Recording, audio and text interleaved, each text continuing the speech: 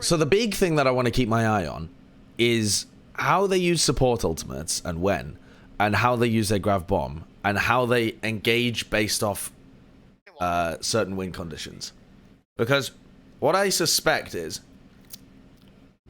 my hypothesis is that they still play like a bunch of Contenders teams did prior to Overwatch League, where it's all about the Grav-Bomb combo, and they just wait for it, and then they have sloppy support ults as well. But maybe I'll be totally wrong. And I must admit as well that when I just watched RunAway casually, not paying too much attention to them, they did seem fucking dominant. And it's only after I paid a little more attention that I began to think, I'm actually not sure that these guys are as good as I thought. So I started thinking that RunAway were really fucking good. I started with the premise that RunAway were the best team in Contenders. And just the more that I watched them, the more I'm wondering, I'm not so sure that's true. But let's see. I may return to my original hypothesis. Bubble goes forward. Their Zen gets pressured. They go back to try and help him. But Gangnamjin dies. But they have collapsed on everybody that went aggressive. So, okay. So, Gen.G fuck up there. They go in, they find the pick, but then they try and engage immediately on the pick when they've already invested resources to try and pick Gangnamjin, and if they just back off at that point and stabilize after the pick, they would win the fight. But instead, they just int forwards into RunAway, and RunAway mop them up. It's a bit like, you know, like when people go mad aggressive onto Bumper, and then Bumper just like they pour all the resources into keeping Bumper alive, and then they overcommit and the Titans kill everybody. That kind of shit. And NYXL do that as well, I suppose.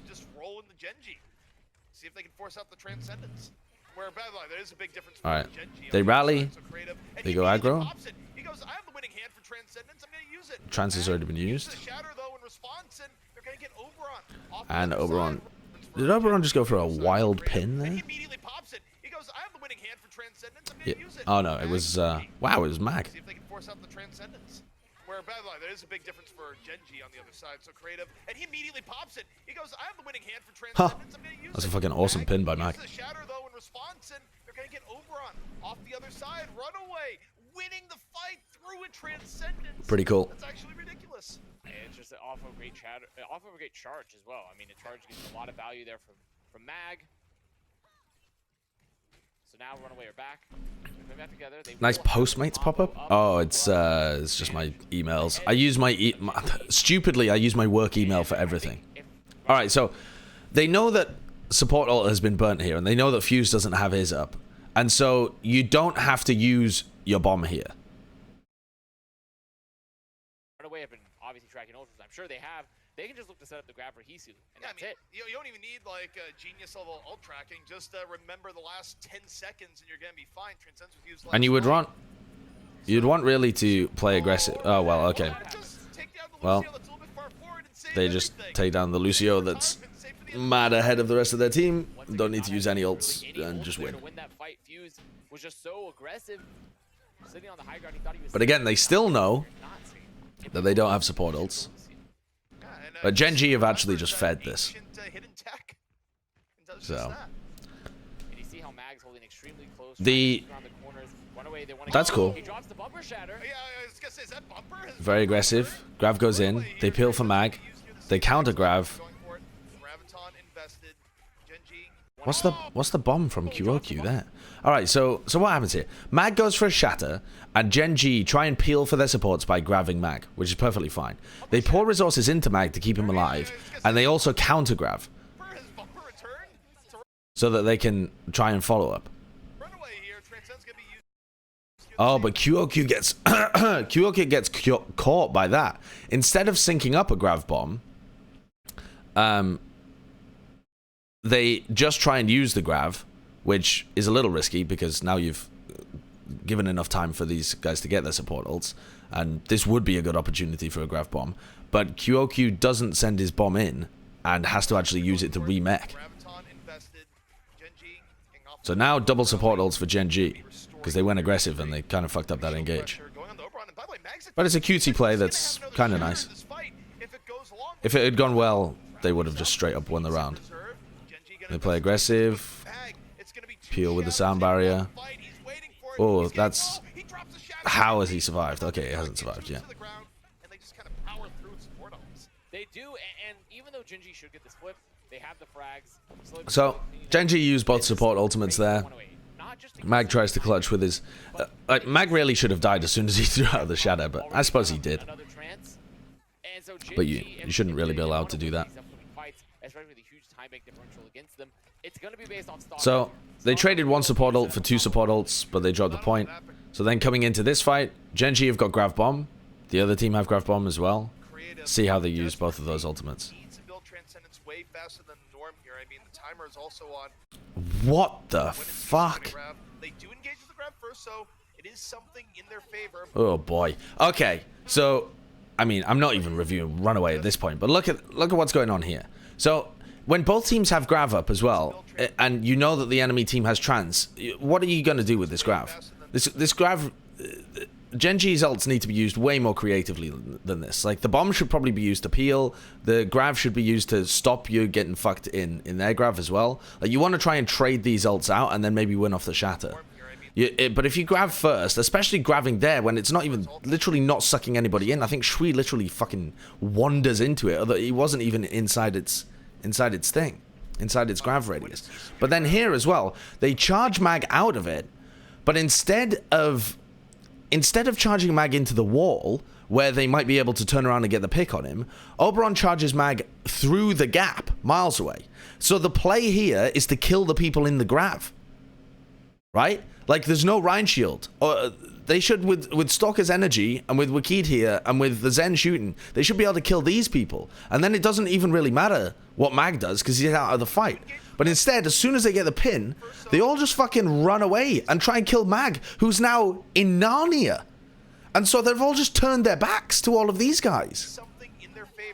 And then they just get grabbed. And then the bomb's in the middle, and they get killed.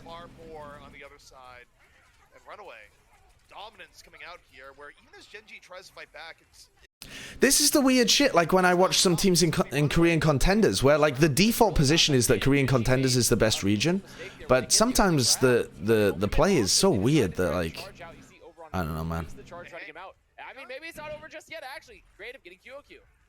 This is interesting, but So Jesus swapped over to Tracer to try and win the final fight. Mag's throwing down an Earth Shatter.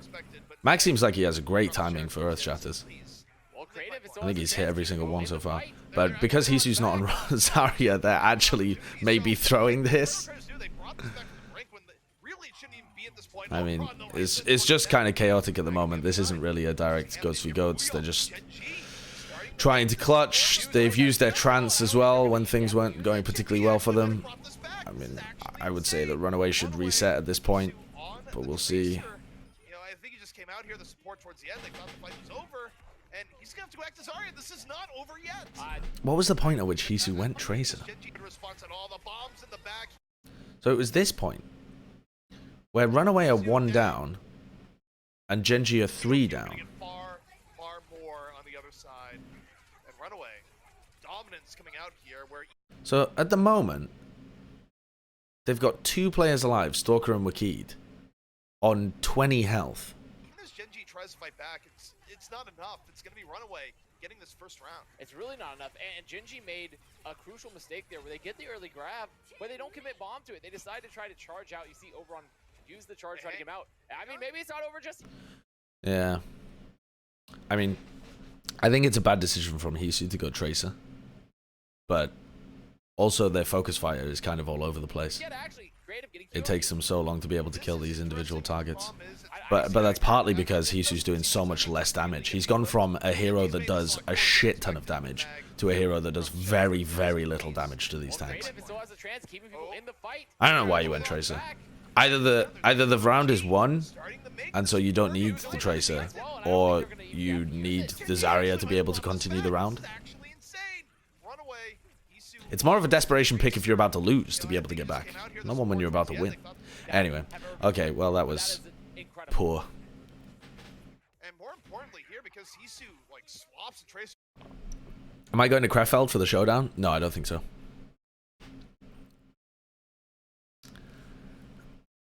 What the fuck is Avast's Twitch or YouTube? I've been looking for 15 minutes. I think it's like Avast_OW or something like that. Twitch.tv/Avast_OW. Your right eye seems red. You okay? Yeah, I just, I don't know. On a morning, my eyes are very bleary. I don't think it's pink eye. Oh, it's just Avast? Avast_O? Oh, Avast's Twitch is just Avast. Avast on Twitter is Avast_O. And I don't know why it's _O on Twitter. And I don't think he has a YouTube. Why is your Discord still broken? I don't think it is. Oh, is my Discord link broken again? I don't know. I don't know. I can't use the link either. Well, fuck's sake. Right, give me a sec then to fix this. Create an instant invite.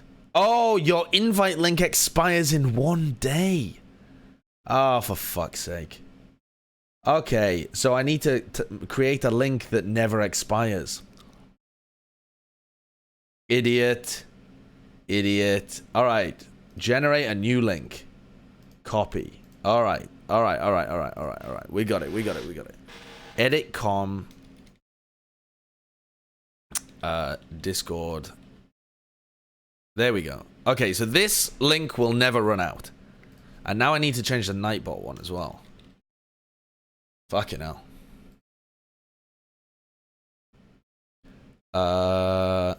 Where are they?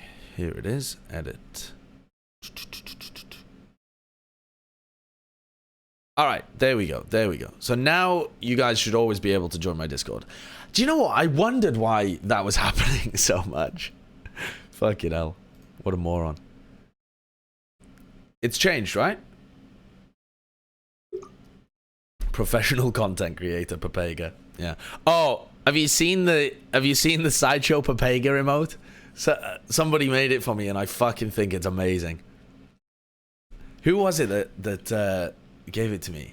Guy on Twitter DM'd me and just sent it to me, and it was the most fantastic thing I've ever seen. Fire Fee. Oh, it was you.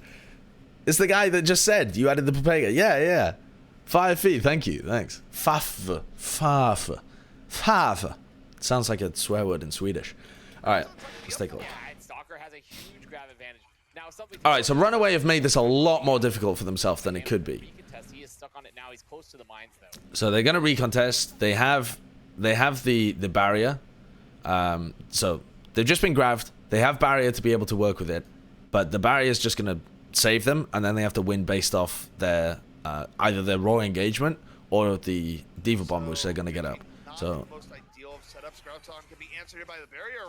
oh, and Mag just gets charged. So, this is another thing that I'm wondering about, because this fucking Ryan's going around the other side of the team and getting these crazy charges really doesn't happen that often in Owl. For example, the bubble placement here from Hisu. So look, Hisu uses his bubble, his personal.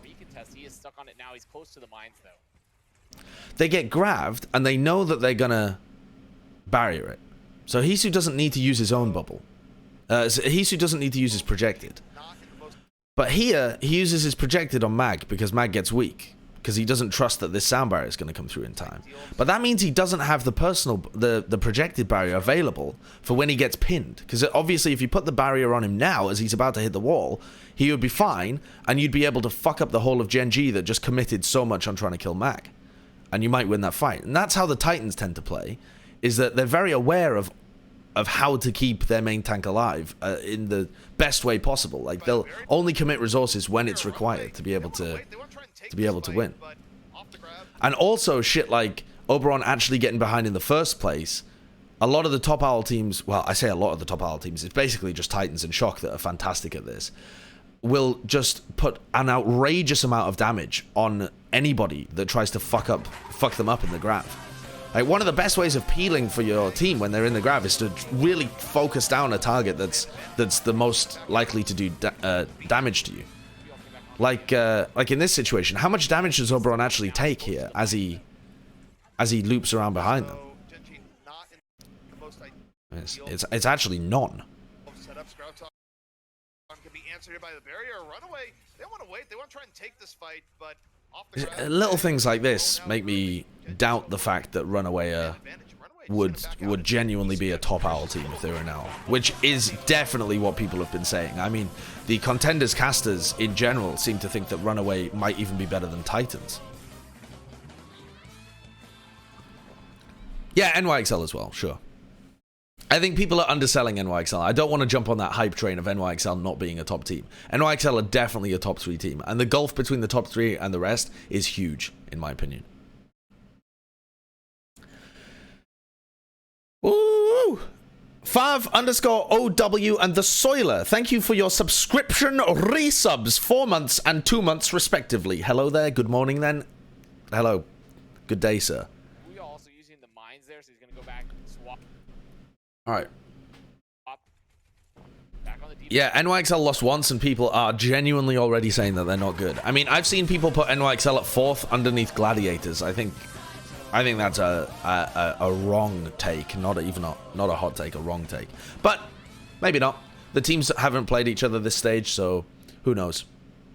Triggered by time, thank you for the Twitch Prime. All right. And Genji, they're in a good position here. If they can set up the Shatter. Okay, so now RunAway have really fucked themselves. They should have won this 100-0. Genji literally fed for the whole of the first half of this, and then RunAway fucked up the flip. And then we're at an ult disadvantage. So now let's assess the situation that RunAway are in. They have the rally to be able to, you know, poke and prod and see what they can get done. The rally is going to reply. They need to watch out for Oberon's Shatter, but okay, that's something that you have to do in a bunch of different fights. But really it comes down to the value that they get from QOQ's thing. So a lot of the times teams will try and win just based off rally and... In Owl, anyway, teams will try and win just based off rally and bomb. So they'll try a bomb engage where you rally as well, and you just try and overwhelm the Rhine. Because you throw the bomb behind the Rhine so that he has to back up, and you're also rushing him at this, and he has to, like, because he has to back up, he has to, like, juggle his shield on and off, right? You can't just keep your shield up the entire time, otherwise you're not going to be able to get back fast enough. And then Shui with his rally has an opportunity to be able to rush down Oberon, and then it comes to how well Genji actually peels for their main tank. So let's see if they try and do that. I feel like that would usually be the play. Oh, actually just fucking owned by LeeJaeGon. Well, bye-bye. And into the pit, what a boop!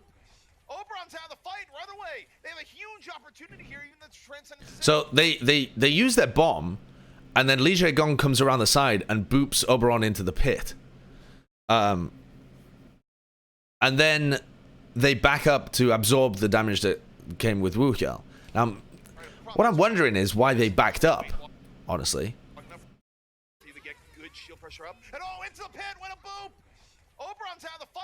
I'm pretty surprised that they weren't able to... I'm crazy surprised they weren't able to kill Wuxiao or Wicked. Wuxiao and Wicked were, like, inside their team.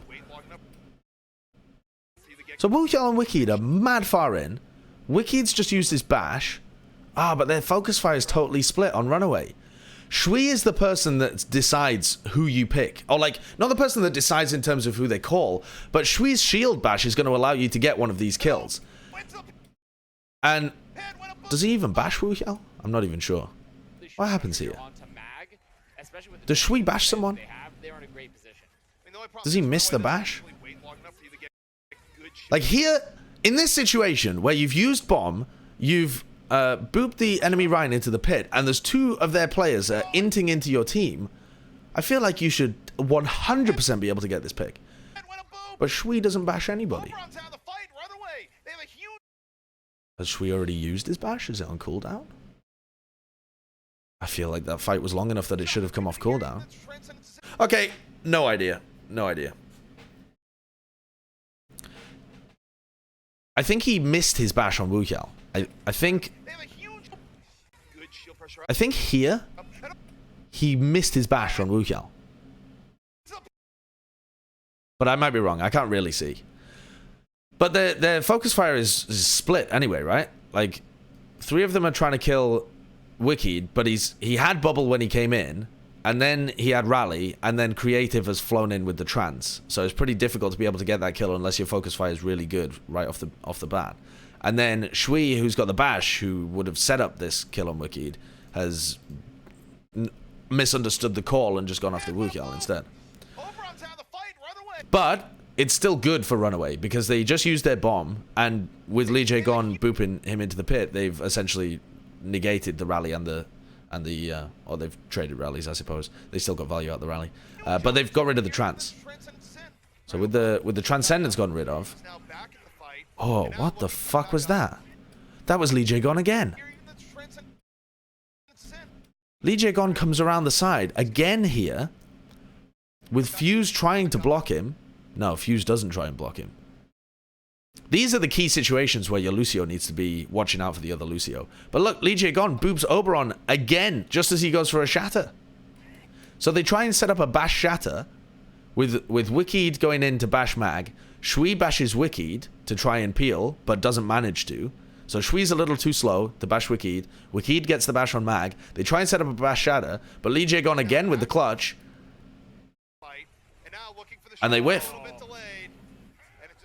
Fucking huge from LeeJaeGon. Oh my god, was that him again? It can't be. That must have been Shui this time. It wasn't. It was LeeJaeGon again.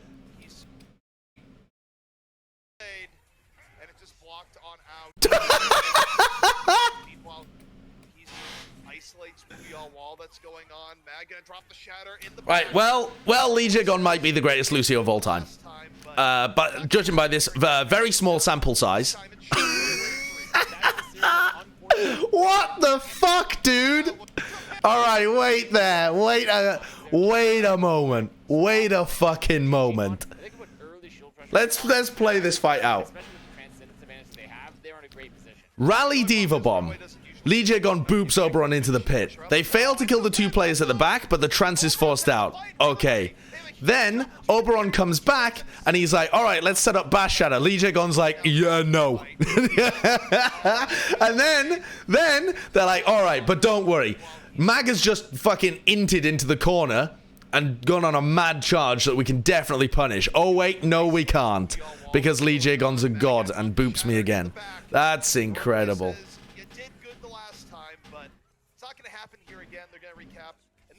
That's fantastic. That is a series of unfortunate events and boops where you see Oberon falling against boop. That was so good. And because of that was so good. There, so has to Why am I a 3-year sub? I haven't subbed to you in ages. I've no idea actually. If you haven't booped it, if you haven't, then I've no idea. Displacement, just so strong. I don't know whether it was LeeJaeGon or Gangnamjin. I don't know. What? Okay, well, never mind. We've seen some miracle recontests. That was the definition of a miracle. They changed how sub works. You don't need a streak now. Oh yeah, that's true. That's true. Yeah, I think the only players that are eligible on RunAway are QOQ and Gangnamjin.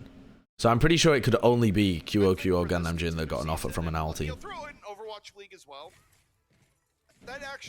Hello, DreamHack. I heard you like free stuff. Literally true. A71A5 has resubscribed for 2 months with Twitch Prime. Love it. Love it. Thank you. Okay, so RunAway are going to come out with the McCree Brig, which I like on this point. It's pretty good against the stuff that a lot of other teams run. Probably got a read on Gen G as well, who are running the Sombra. Nice. Playing aggressive into the Sombra team, which I like. That's good. So RunAway again, just getting the better off the engage, and Hisu gladly cleaning up. That was really just the better position for RunAway, and I think so while they're not playing goats a little bit, let's recap what we've seen so far. What? Oh, interesting as well that I didn't even realize for a moment there QOQ switched over. I forgot he played the Zarya in these situations. So we haven't really noticed RunAway use their support ults poorly. That's been fine. But their focus fires looked a little strange. And it's the Grav situations that really... I don't think they've got the read on.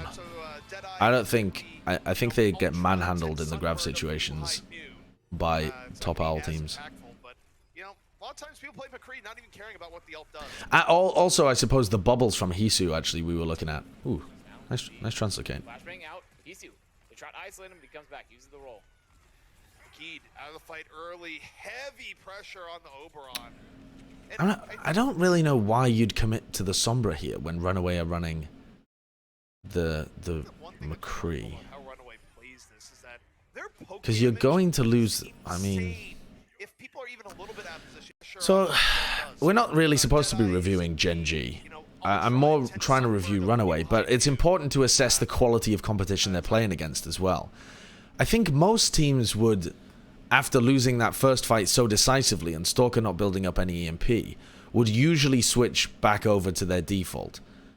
But with Wuxiao playing the Zarya in this situation, which again is a bit of a potential fault for both of these teams, or quirk, where they have to make double switches whenever they go to these compositions.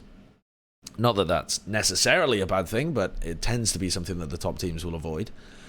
I think most teams would have switched to the default Ryan Goats here. But if you don't, then I think the key is for Stalker to be getting hacks, not for Stalker to be farming EMP. He should be playing to try and hack somebody on RunAway that's really important. Like, if you hack QOQ, then you can charge down Mag or Hisu just with your 5 players. You don't even need the Sombra, because the bubble advantage is going to win you the fight. Or if you hack Mag, obviously that's enormously huge. The barrier goes down, you win the poke fight. So instead, Stalker seems to be trying to farm EMP, which I don't think is the right play. And I also definitely don't think that you should just be inting towards the enemy team running Sombra, which is what Gen.G are doing. So I think this is really quite awful play from Gen.G. Like, I think this just shows a misunderstanding of how you play this composition. Just trying to brute force it, just thinking that you can go toe-to-toe with what RunAway have without trying to get a hack or an EMP, and you absolutely can't. And in return, when they're out of position... Yeah, they have their Diva player on Zarya. They can't switch without fucking up their ults. But look at the ult situation here, though. Like, when they lose this first fight... they're only on 20%. Would you still stick? Even though you're only swapping 20%? Because it gives you a large advantage to reflip the point when RunAway would only have, what, like 20, 25% on the board. And then RunAway would have to make swaps themselves. So I think the value from swapping is greater. Yeah, they should swap then. Yeah, that's what I think, right? Like, they lost this first fight so decisively that they should have swapped. But yes, it is interesting that both teams actually would have to make double swaps in order to get back to their normal Ryan Goats. And if both teams have to make double swaps as well, you know, like, if you switch off this and actually end up winning the fight, they're gonna fuck up their own ults doing it, so interesting. Anyway, I think this shows that Gen.G don't really understand what they're doing with Sombra Goats into Brig McCree. When do you want to farm EMP and when do you want to go for hacks? I think a lot of it is stylistic if you're playing Sombra Goats into normal Goats, because you can... If they're doing a great job at being able to pressure you out, or they're doing a great job at playing aggressive when you're trying to farm EMP, then it can be good to go for those hacks and just match their aggression by hacking a key target. But I think a lot of it is stylistic and measuring the tempo of the game. If you're playing against a team that's very good at countering one style, you should try and switch it up to another style. But in this specific scenario where they're not playing Sombra Goats into normal Goats, they're playing it into McCree, I think definitely the best play is to go for hacks and just try and win the direct fight afterwards. But you have to get a hack first. You can't just fucking mash your head into the team because RunAway's got the better comp. Unless you get utility out of the Sombra. But now that they have the EMP, it comes down to how well they use the EMP. Xander the Greatest and Strapping Old Lad, thank you for the Twitch Prime resub and new sub from Strapping Old Lad. Thank you. Boston seems to strictly farm EMP. Actually, that's not really true if you mean when they played with RCK. RCK is one of the Sombras that actually goes for hacks the most, rather than farming EMP. So that's one of the direct opposite takes that I would have from watching a lot of Boston. here. They do have EMP up, and you know, EMP, it's good, but it's also, this is a harder area to get a full team EMP on. And he's gonna need to land it in such a way. Okay, so EMP hits 3 players, Mag, Hisu, Shui. So let's pause here and take a look at how RunAway adapts to this. Titans are easily the best team in the world at being able to win fights when they get EMP'd. They deliberately put Bumper in positions where he's going to get EMP'd, whilst making sure that either their D.Va or their Zarya and their support that has ultimate or some support stays alive to be able to peel for them. And they're very, very good at being able to set up fights like that.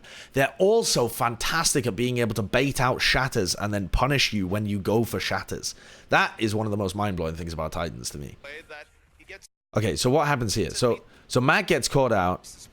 What? Does he get bubble? Presumably, right? They probably just melt the bubble. I mean, it's still really difficult to be able to peel here for Mag. You don't have the Ana, which Titans play with a lot in these kind of situations. You don't have a support ultimate. You don't have the D.Va to be able to eat damage. The EMP should be fight winning, right? Don't get me wrong. But I'm just trying to see what RunAway's reaction to it is. So Mag is on the low ground here, but the hack nicely hits low ground and high ground. So it's a nice EMP. Mag's on the floor, gets bubbled. The bubble just gets slammed, goes on the floor. They don't need the shatter from Oberon, but okay.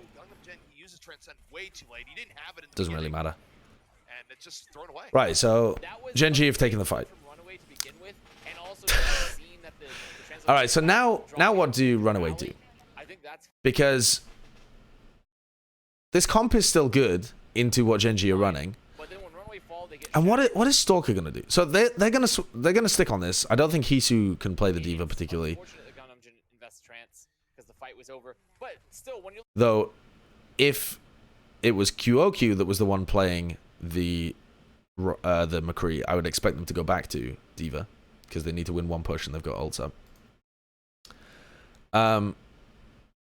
So Stalker needs to be going for hacks here. They need to be going for hacks and playing aggressively. Because they... Well, do they? Actually? I'm not so sure. I don't know. This might be the kind of situation, actually, where Gen.G can farm EMP on the RunAway approach and match ultimates and just buy time for another EMP. I think that might be the better play, actually. What a fucking whip shot. What the hell? It's unfortunate that Gangnamjin invests trance because the fight was over. But still, when you're looking at RunAway's time bank, you see that they're coming up on grab high noon. Stalker doesn't have the EMP. Not only do they have the ability to win this next fight, but they have a lot of time to where they can just get ults out of Gen.G. So Stalker has completely failed his attempt to build up EMP here, and they've applied no pressure to RunAway on the approach. They haven't decided to hold forward and try and buy time for Stalker to build his EMP. They haven't decided to use Grav aggressive and try and get anything out of RunAway, because you got a free Grav here. They can counter Grav, but they used their trance in the previous fight. Wait a second. I missed that. Oh my god, no. Alright, so this is what I was seeing as well in the RunAway MVP space game. Mag dies, Gangnamjin's at 96%, and he trances to save the players on the floor after they're dead. That's a horrible trance. That's a actually horrible trance. You've been EMP'd and shattered. You have advantage in the next fight and only need to win probably one, but maybe two team fights once this has been cleaned up. Mag's died. These players have been shattered. They're going to die, and Gangnamjin pops his trance. Even if he had tranced and they'd been healed up, they would have just been pinned or bubbled off and isolated. That's a bad trance. Bokken wouldn't do that. Also, is it Bokken or Bocket? Because when we talked to him for Contenders Season 0 or Season 1, I can't even remember what we were casting, we said Bokken. And like the prefix 1 on the end is normally Bokken. But the Contenders casters all say Bocket, so it must be Bocket, right? Like, surely they've checked with you. Boketh. Bokuno. Bok1. Bok... Fucking hell. I'm just getting trolled by EU Contenders players, lol. They checked, but I replied with different endings every time. That's amazing. Well, given your Twitch name is Bocket, I think that's fair enough. The streamers all say Bok1, plebs all say Bocket. Well, fuck me. Alright, well, I wasn't even paying attention to that garbage trance from Gangnamjin, but that was really horrible. I noticed that happen a bunch in the MVP space game. So, keep your eye on that, because I think that might be a recurring trend. And that might just be like, because they're rolling Korean contenders right now, that might be just like this clutch mentality where they feel like they can win everything. Because you see a bunch of teams in OWL do not as egregious as that, but you do see like Philadelphia Fusion do it quite a lot. Not as bad as that, don't get me wrong. But when they're a player down, they'll often push back in with ults to try and clutch the fight, because they always feel confident that they can win it. Titans do it quite a lot, but their teamwork's just so good that they can actually pull it off. I mean, nobody does it quite as egregious as that in OWL. At least, not the top teams anyway. Alright, so in this situation, RunAway have kind of fucked themselves by using that ultimate. So with Genji knowing that they've used their Transcendence in this fight, I feel like they should be holding close and trying to get value out of this Grav. I feel like they need to be using the Grav and the rally and the fact that they're holding close to buy time for Stalker to get another EMP, and then they can win another fight based off the EMP. But if they just allow RunAway free entry, they are giving up so much free space, but also free room that they could be using to charge this EMP. And Stalker's doing a really bad job at charging this up. I don't even know where he is, but... Okay, Creative just gets a pick on Hisu. What's the positioning here? What's their plan? What's their plan with the... So, Hisu gets damage. He takes armor pack from Shui. They're shielding on this side. Oh, but Creative just dunks him. And now Genji, they need to move forward, and they get Hisu Creative off to the side, treats Hisu to a few orbs. But they don't really, they don't look like they have a plan. Oh, ults are being invested. Okay. And now Genji, they need to move forward, and they get Hisu Creative. So with Hisu down, they should just take a raw fight, and Genji should be the ones matching ults, not popping ults. But they use Grav and Trance. So they get a pick, and then they still use Grav and Trance to win. Now, why do they use Grav and Trance? Or why do they feel they need to use Grav and Trance to win this fight? It's definitely a mistake from Genji. So the bubble is better from QOQ. Genji fuck up their bubble. It's a bit too early. Their Brig takes damage. QOQ's forward. And I think it's another boop from LeeJaeGon.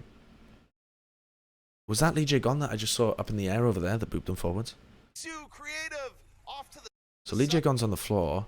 Then he comes up here. And then he comes behind them and boops Oberon in. Which is very nice.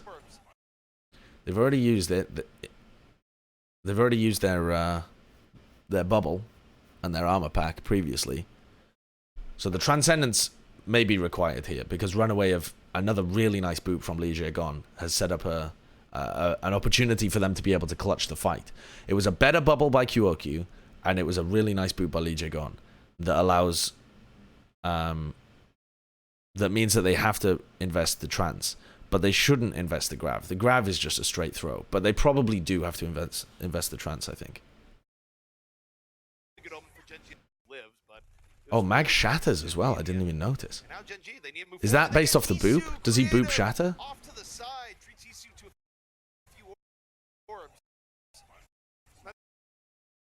Wait, what the fuck is Mag doing?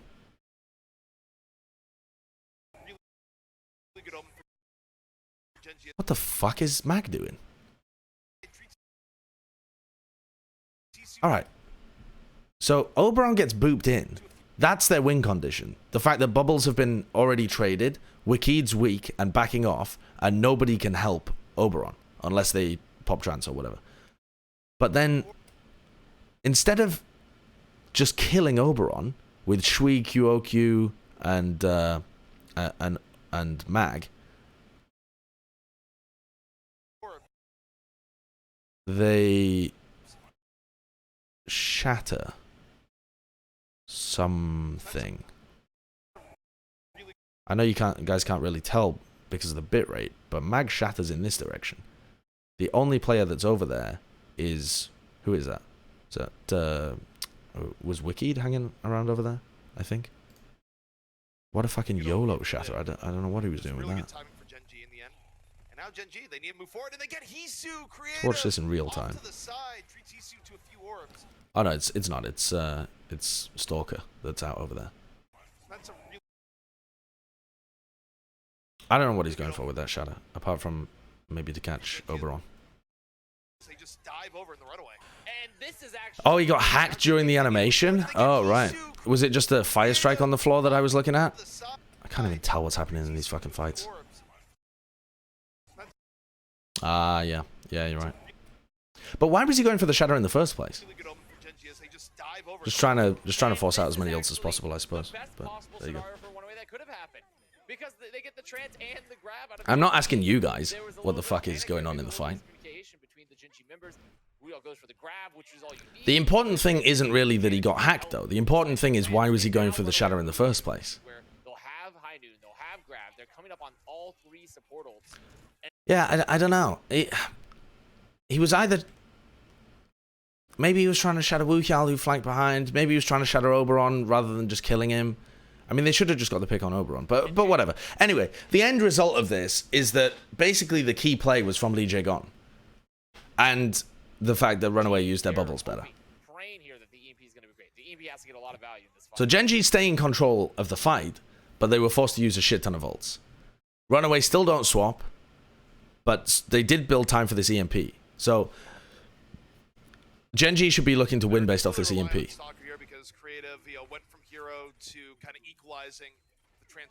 Oh, and Creative again kills somebody on the approach. I haven't watched enough Oasis to be able to know whether it's dumb to just push behind like this when there's people on the high ground.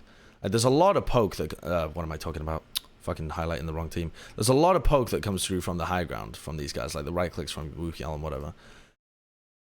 It seems kind of dangerous to approach from this direction. If you're... And I'm not really sure what RunAway's end goal is. Just to play the point and try and find picks on the point? Like, I think they're trying to position back here, like behind this pagoda thing.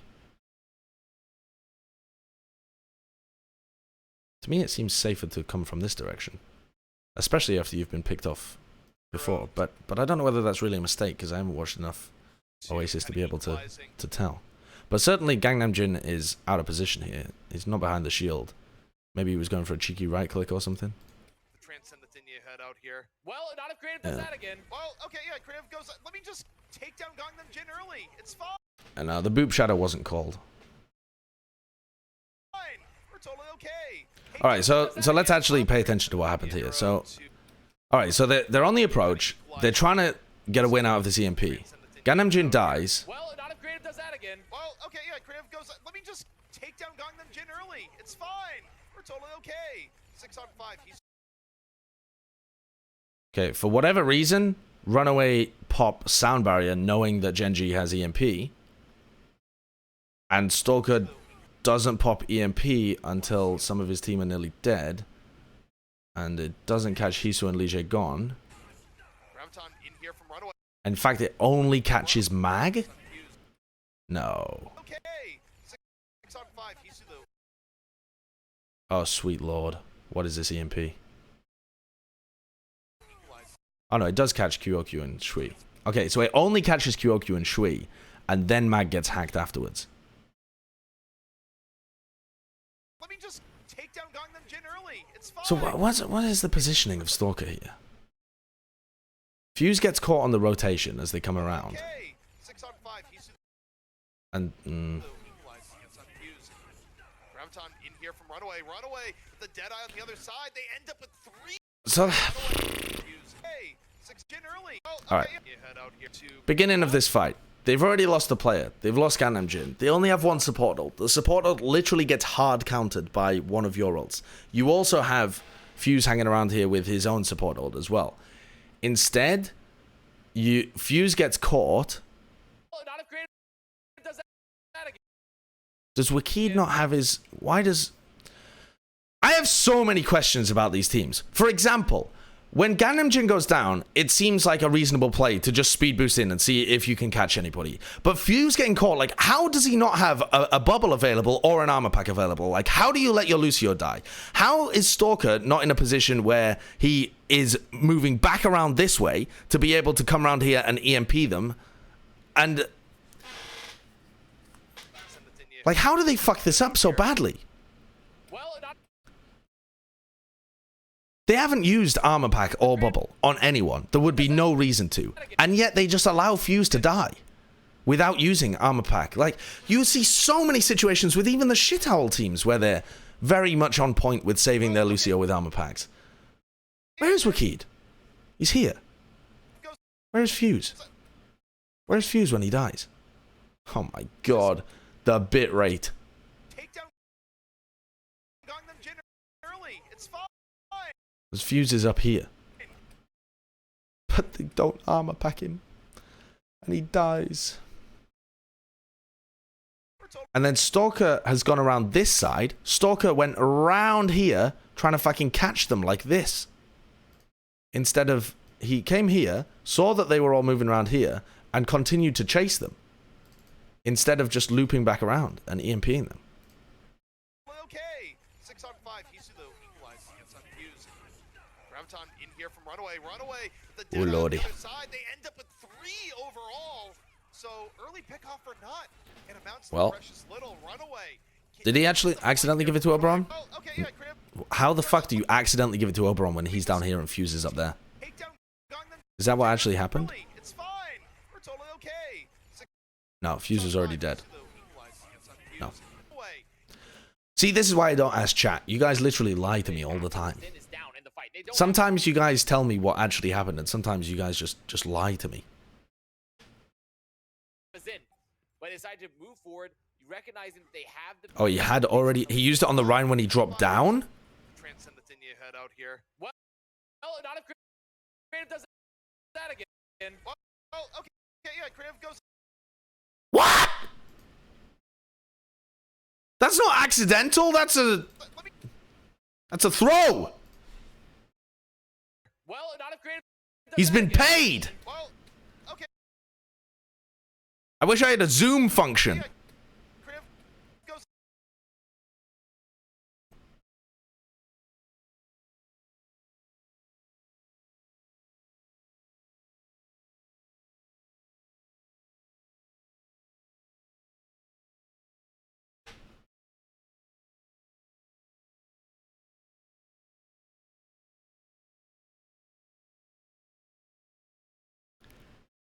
Oh boy.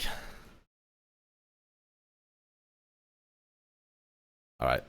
Let me just. Fair enough. You guys weren't lying to me. You weren't lying to me. We're totally okay. 6 on 5. He's the equalized. I didn't even look for that because why would he have? Oberon didn't take any damage at all. For Genji. And that All right, is whatever. just smart What if he was trying to pack the Lucio, but the Rhine got in the way? No! Dinya head out here. The Lucio was up top! that again. Well, okay. The Lucio is up here! Creative goes. Right? Where was Fuse at this point? He was up here, right? Take down. Where the fuck is he? Can't see shit. Yeah, Fuse is up there. I don't know where he came from, but I think he was up top.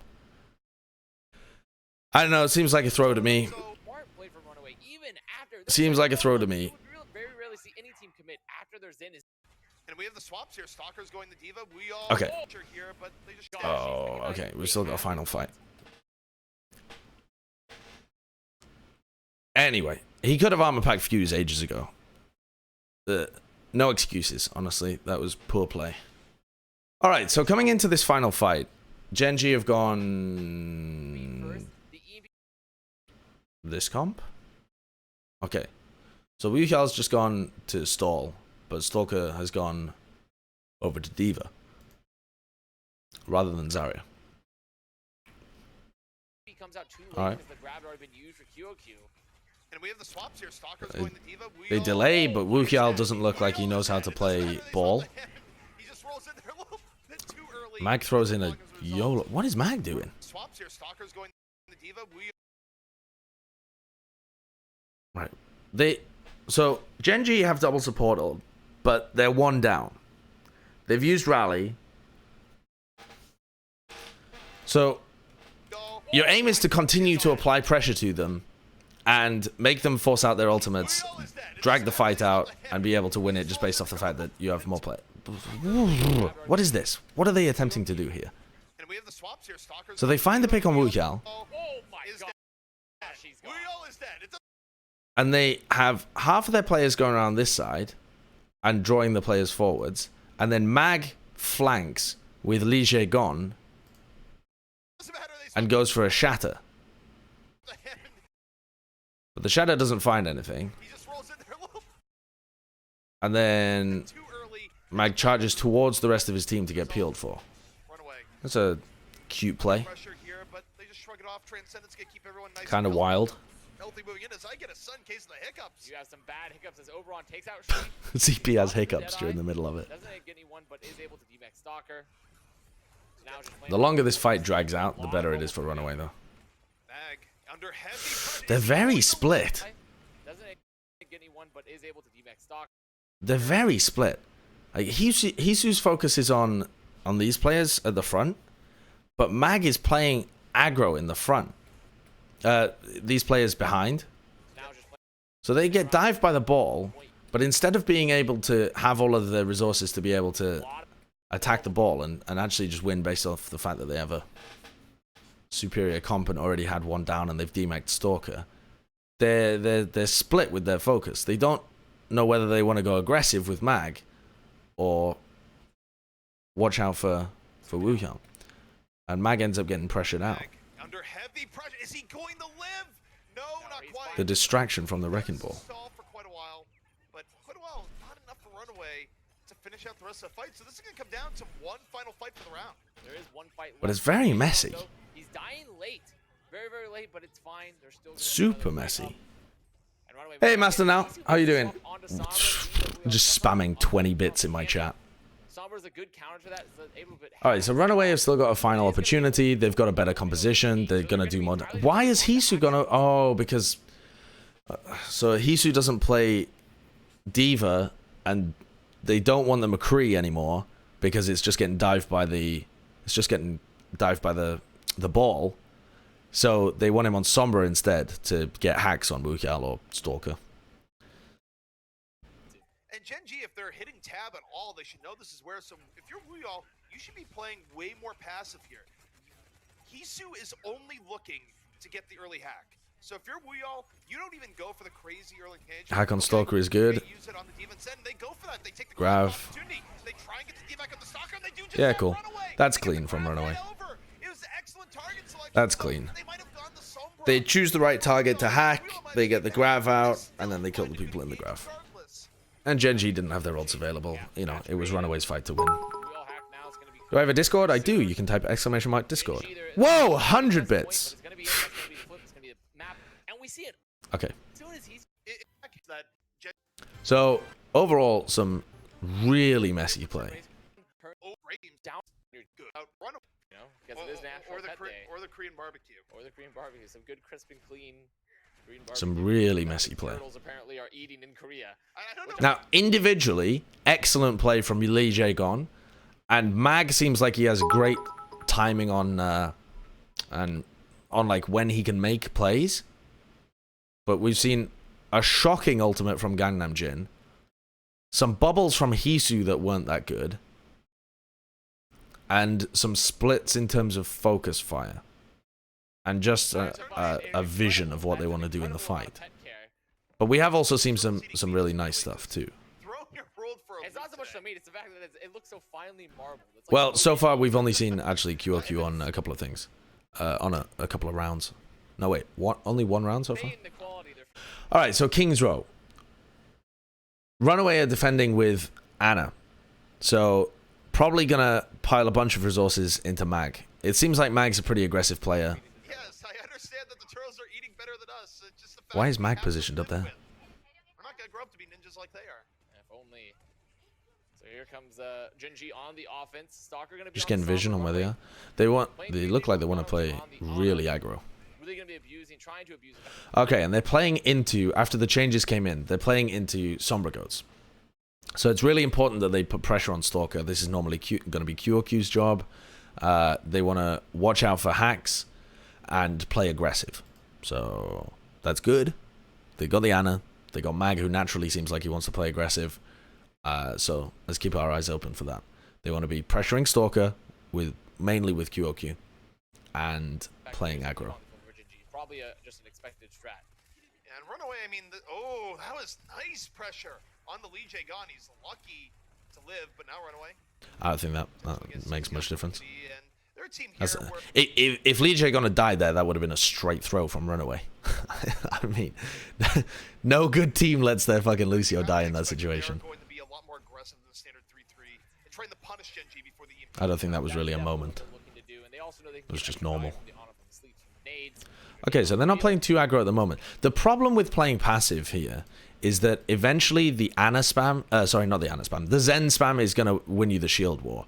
So generally when you have an Ana, you want to be trying to play as aggressive as possible. You want to try and make use of the Bionades, use the fact that you can funnel resources into Mag, you charge up the early nanos, you play even more aggressive with Mag, and then you use the nano boost to be able to peel for him. So you use Mag as like this crazy aggressive bait where he just goes in and he's going fucking wild, and when they commit all of their resources to try and kill Mag, you nano him and you collapse on the rest of the team that's overcommitted onto him. And that style should work very well into the Sombra Stalker though 56 and building as he slept. Can QOQ play DPS like Hafikul? I think not. I have no idea what QOQ can play.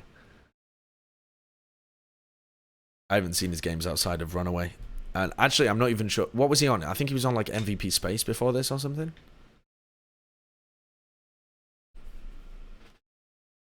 Alright. So, let's have a look. Yeah, basically the bumper strat, Narwhal. I think it's a very good idea. Can they clean him up though? Oh, what a fantastic It's proven to be super successful. Okay, so Bionade lands on Wukial and Creative. So now they're going to go aggressive. They're going to really try and pressure. Kill Oberon. That's nice. Okay, so good play, good understanding of what your win condition is. And now they've built up the Nano and the Shatter. So the Nano is mostly designed to peel for Mag. I think that's the best use of the Nano boost. Mag can go for a crazy Shatter play because you have this like safety net of being able to. So the Nano boost can be super useful, I think, if you watch how particularly Twilight plays with it, is that Titans will push Bumper super far forwards, and like if the enemy team has Grav or something, they'll push Bumper so far forwards that you're kind of forced to solo grab him or grab him along with the Zarya or something, and then the Zarya has the bubble for herself and also for Bumper, and then when they try and focus down Bumper, you have the Nano to be able to get him back up, and then the enemy team has invested so much to try and get that kill, and he's right back up to full health, and he's a more dangerous version of like what he was at the beginning. So I really like that style of play. I think it's very intelligent. If possible, because Stalker has that EMP. They're not going to look to engage first. They're going the full-on anti-EMP. So they figured out that Stalker has it. Oh wow. Oh wow. Really nice pressure. So rather than playing aggressive in this scenario, once they know that the EMP is available, they've found Stalker, they've kept an eye on where he is, and LeeJaeGon and QOQ have gone back to pressure him. Now obviously that means that the rest of RunAway have to back up. So I was wondering why they had backed up, because obviously I can't see like the overhead map or anything. I can't see that they're pressuring Stalker. But that's really nice play from RunAway. Great understanding of how to play against Sombra Goats. That is LeeJaeGon making Stalker LeeJaeGon. And now, moving back towards the point. And I wonder if RunAway will once again take this passive position. So, just try to use the nano. with Stalker dead, and on the respawn, there's an opportunity to go really aggressive and use the nano boost to save. And because when you play this Ana style, you can have Mag really far forwards because you always have that nano to be able to save him. And it means that the rest of your team can play more spread out. So you're less likely to get a bunch of people EMP'd because you don't have to stay in one like super tight-knit group, because you're not relying on the Brigitte Inspire and the Lucio Aura and these kind of things for your Rein. You can play with stretched, which works better against the EMP, and it means that the Sombra has to make a decision. Like, do we EMP the Rein and try and kill the Rein that's right in our faces? Are we going to try and EMP the backline and get past the Reinhardt, which can be really difficult? That's what I would like to see them do in this situation. But it looks like they're trying to play passive and very spread. We've got one guy here, one guy here, one guy here. We've got the Zarya up top here. We've got Mag at the back over here. So they're very spread out. So it looks like the play they're going for instead is just to try and deny Stalker any ability to EMP, and they'll try and identify where Stalker is, pressure him, and then go aggressive. Or maybe they're going to try and bait them to the point and go aggressive on them there. But the problem is, if you have a big collapse play on the point, that really just allows Stalker to get mad value out of his EMP. So I'd expect that they're trying to track where Stalker is. He's at your bottom right-hand side of your screen. And put pressure on him, and if they can make him translocate, then they're going to go aggressive. But in these kind of situations, I think, my inclination, my first thought is that you actually can just try and pressure Mag, because the people that would normally support him are so far away that if you just bully him and play super aggressive, you're going to take damage from the top here a little bit, but because you have two support ultimates and they really only have one kind of defensive support ultimate, though I've been talking a lot about how you can use Nano as that kind of tool, you can try and trans rush Mag here, I think, and if they collapse onto you, like if you get collapsed on from all directions, then you can EMP people on the point and try and use that as your win condition. But instead, Gen.G are just playing really quite slow. So EMP comes out and actually catches a bunch of people. I think it also caught Mag, but he got bashed afterwards, or shattered afterwards. So it doesn't come up on the UI. But they used the nano to peel for him.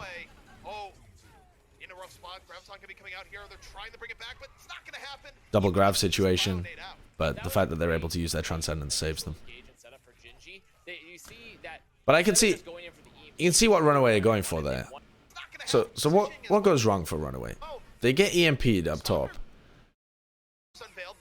and they use the nano. The bubble is probably too early, honestly. You don't need to use the bubble at the same time as using the nano boost. That's just a total waste of a bubble.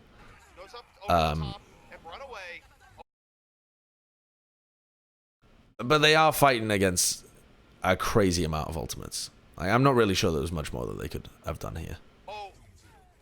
Apart from maybe save the Grav, but I don't know. I don't think this was a bad idea from RunAway, but I would have liked to see them actually go aggressive and play more split in a line rather than split all around the map. Bubble to block the Shatter. Yeah, maybe. Did they hack bash Shatter him? Is that what happened? They hack. They bash. Yeah, maybe it was. Maybe the bubble was for that. Goes up over the top and RunAway. Oh, in a rough spot. Graviton could be coming out here. They're trying to bring it back. Okay. They wanted them to engage over the EMP. They put shield presence onto Mag constantly. RunAway was so split that QOQ really wasn't there to be able to give him the Matrix, and so they just shield presence. Hello, Painted Doll 99. How are you doing? Until finally they made someone from RunAway rotate, and they set up a better EMP for Stalker. That said, RunAway, a team that's very good about knowing ult timings. Generally speaking, I know that the most Stalkers... So I think the most impressive thing that I've seen so far from RunAway was when they were playing against the Sombra at the beginning. I would expect RunAway, the very much just And I don't think that fight was terrible from them. They had an idea. And they also know that Ooh, doesn't have the grab. that's pretty nice. Shattered. So they recognized. Oh, where is Stalker as well? Okay, so Stalker was here.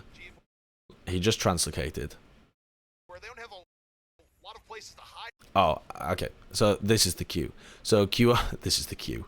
QOQ gets hacked, and they want to go aggressive on that. And Mag reads the situation and shatters.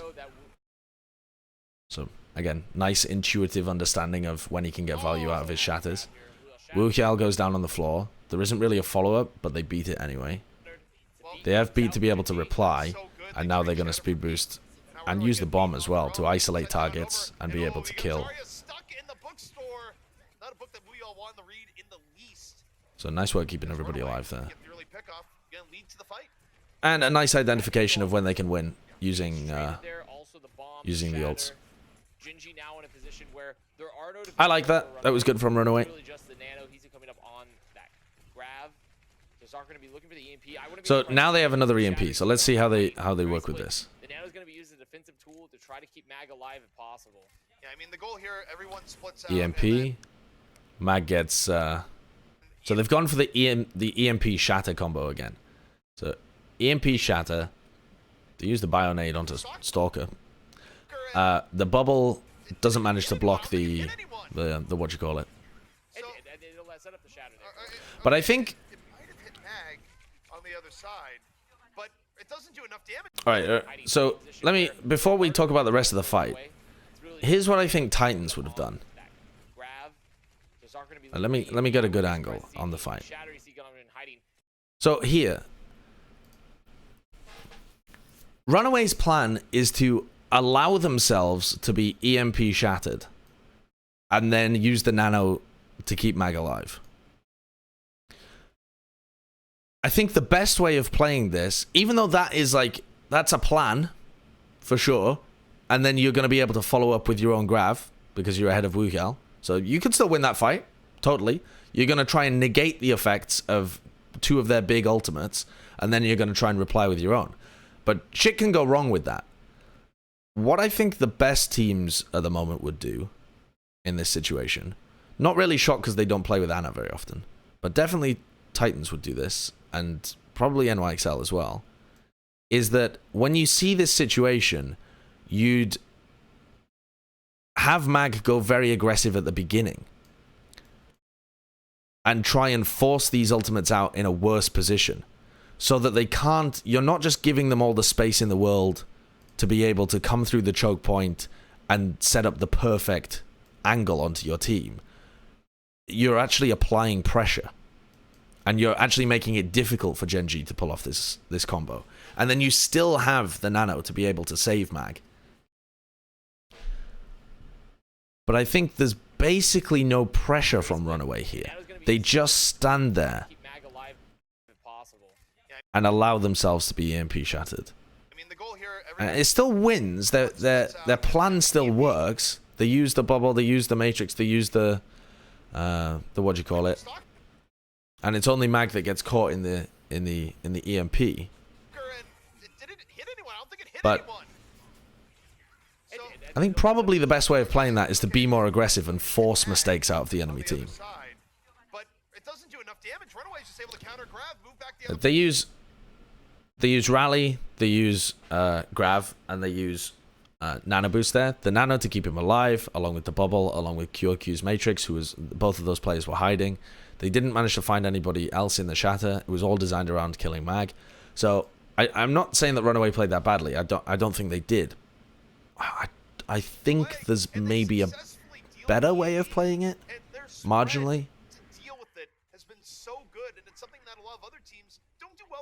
Gen G played exactly to RunAway's hand there, where they saw where Gangnamjin was located. Now here, RunAway don't have any ults, and they know that Wu Xiao has his Grav, and they also have Rally. So they are going to lose unless they make a play. So what's the play that RunAway decide to make? As a way to just keep Mag alive through all the pressure if possible. So really, I'd like Gen.G, when you're in those setups, they did the right thing on first where they just shoot mag continuously. They just pressure the shield continuously, force it. That's so dumb. Right. Why is Stalker taking positions where he's even putting himself at risk? They have a huge ult advantage. Gen.G should be able to use their Grav, use their rally, wipe RunAway here, and keep moving forwards. And RunAway are the ones that should be in a difficult scenario where they have to try and clutch with an Earth Shatter, or buy time to build a bomb, or take a neutral fight and apply a shit ton of pressure to Wuxiao and try and eat his Grav or something. It's on RunAway to make a play, and instead Stalker tries to harass their backline and build EMP when it's just unnecessary. He can build EMP when the fight actually happens. When there's a fight and then cleanup after the Grav comes in and the rally is engaged and the team is distracted, that's when you go in. And instead, he tries to harass them, and he's down there and they just turn around and they kill him. Now, credit to LeeJaeGon. He does seem to be very, very good at being able to pressure Stalker. So maybe Stalker just thinks he can get away with this, and LeeJaeGon is just hounding him. But there's no need to make this play until the rest of your team is already engaged. All you're doing in this fight as the Sombra is building up your EMP. That's all you want to do. And now they're one down, and it just gives RunAway such an easier opportunity to clutch. And Oberon slipped. Absolute Pressure the shield continuously, forcing rotation for RunAway. Well, Stalker's dead, so they can't do it anyways. But they're gonna commit. They're gonna go in. And All right. Here's another one. A lot of Contenders Zaryas don't get the value that we see out of the top Zaryas in the league, and this is both Hisu and Wuxiao. When they Grav, they're not using their bubbles to, like... oh, actually, that's unlucky. That's a fucking sick sleep dart from Gangnamjin. It's just as he's about to apply the bubble to Oberon as well, and instead he just bubbles Oberon while he's asleep on the floor. But the Zaryas in Owl will jump the fuck into a Grav with their personal bubble, and they'll find a target, and they'll just be right-clicking into the middle of the Grav, trying to maximize their damage output as much as possible. And something stylistically that I've noticed from watching Contenders career Zaryas is that they play as if their job was just to do the Grav and then spam shields behind it. Also, they could have got a much better Grav placement than this, but okay. They're gonna go in. And Oberon slipped. The play here really is to rally and try and grab them when they're in the open, where you can isolate targets. But Gen.G fucked that up so badly. Nice clutch sleep dart from Gangnamjin, and LeeJaeGon continues to do a lot of work on Lucio. But Gen.G are fucking this shit up really badly. Yeah, Contenders Zaryas don't get the biggest value out of their Zarya. I mean, watch some VODs of Sinatra or Decay or Sominsu or Nene as well. Fuck, I mean, it's not even just the top Zaryas. It's just that it's something that they have noticed is the best way to play. Alright, so here RunAway have their Nano, and they also... Okay, so Stalker's gone back over to Zarya, so now it's just a default Ryan v Ryan. Although, there's obviously the difference is still between Ana and Zen.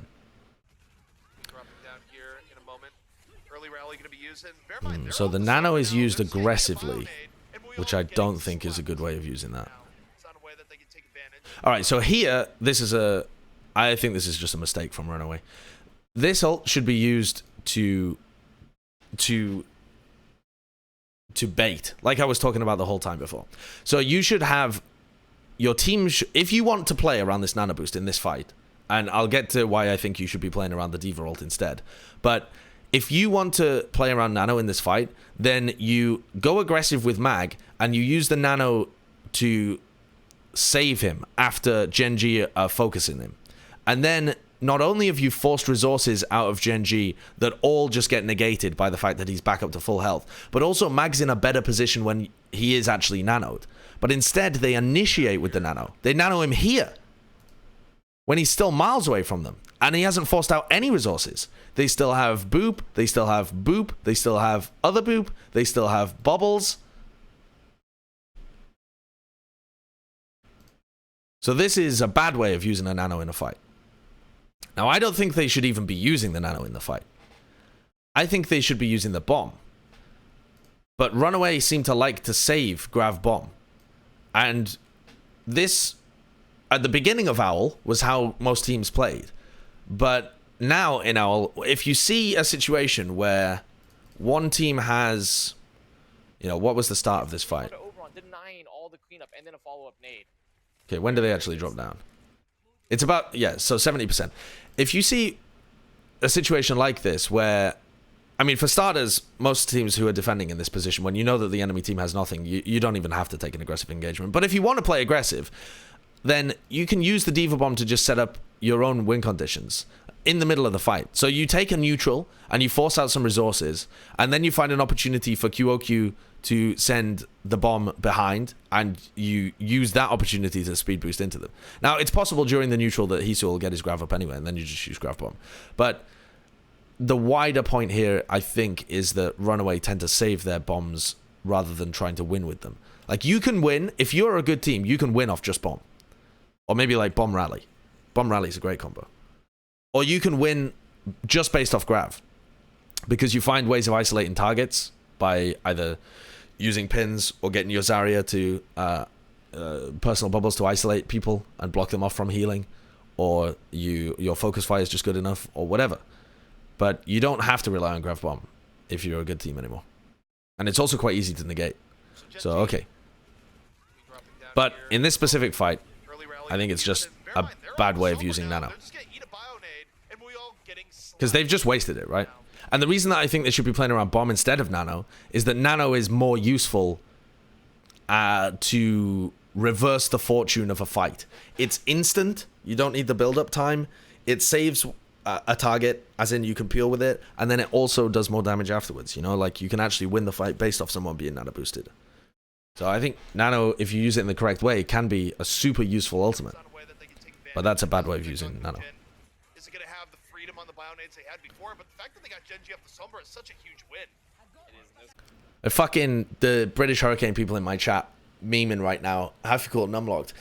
I may be on your side at the moment, but I also haven't done VOD reviews of your team, so I don't know. I was impressed with RunAway just watching their matches, and then the more I dig into it, the more mistakes I see. So maybe if I watch British Hurricane, I'll see a bunch of dumb shit that you guys do as well. It's possible that even though RunAway are not, you know, like top hour level, British Hurricane are even worse. I mean, they do have Hafikul on the team, so they're probably dog shit. Okay, wait. Let's crank this fight back though, because after the poor nano boost, Gen G go aggressive, but RunAway still just have a shit ton of ults. So what ults do they decide to use? The rally is used to be able to disengage. You won't find any dumb shit, don't worry. Jofi, are you not a Twitch partner? Have they denied their carry Lucio the Twitch partnership? All right. So instead, I love Hafikul, don't get me wrong. So they use the Grav here. So, oh, what happened to that Shatter as well? Okay, so Shatter was thrown out straight into a shield. Wait, what the fuck?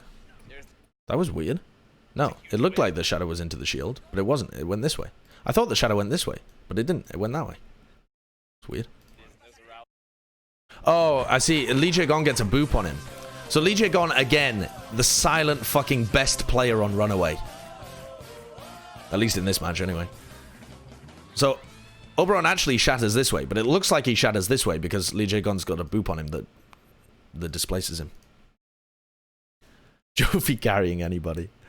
Lucello88, thank you for the Twitch Prime 3 months in a row. So yeah, it catches LeeJaeGon, but it doesn't catch anybody else. So they push forward. Rally's active. They grav. They bomb. They pin. Wait, what the fuck happens there? Bloody bitrate.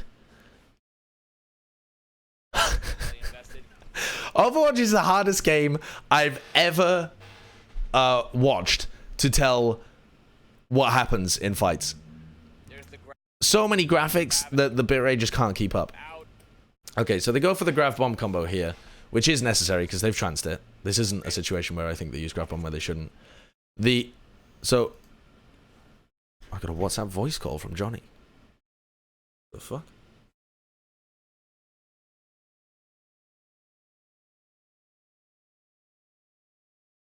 Let me just call Johnny back. See what he wants.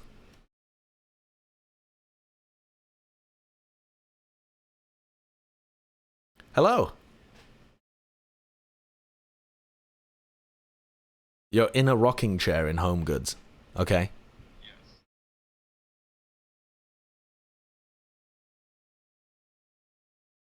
Yeah, I'm happy with a rocking chair. If you like the rocking chair, Jonathan, bring home a rocking chair. That sounds like a very reasonable price for a rocking chair if it's a nice one. Yes. Yes, I knew this. Okay, yeah. Do you want to... Yeah, if you send me a picture, then I'll approve or disapprove. What is it? What is it, a wooden one? That's the thing.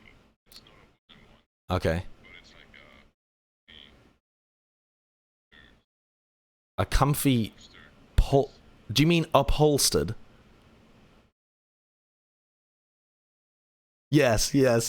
Upholstered. There's no such thing as a upholstered chair. But I know what you mean.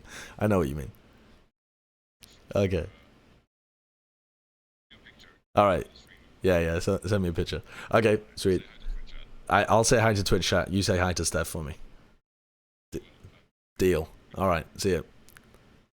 Well, Jonathan's in Home Goods and he found a rocking chair. Solid. Well, there you go.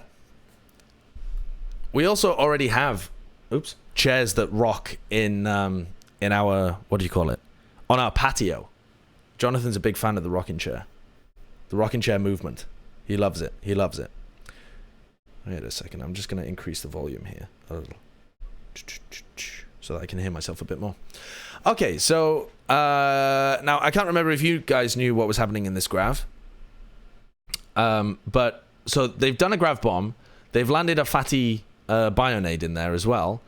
Mag's already gone for the charge. So it's not like they landed the Bionade and realized they could just kill people inside the Bionade. Mag had already decided to charge somebody to set up the Grav-Bomb combo. But Fuse has booped him. So Mag's charge has gone like this. So his charge has been disrupted, which is, I mean, this is one of the reasons why Grav-Bomb combos, you know, they used to land like fucking 4 people every time. Now what I am interested in is when does Hisu use his bubble? Because he should be bubbling Mag when he goes for the pin.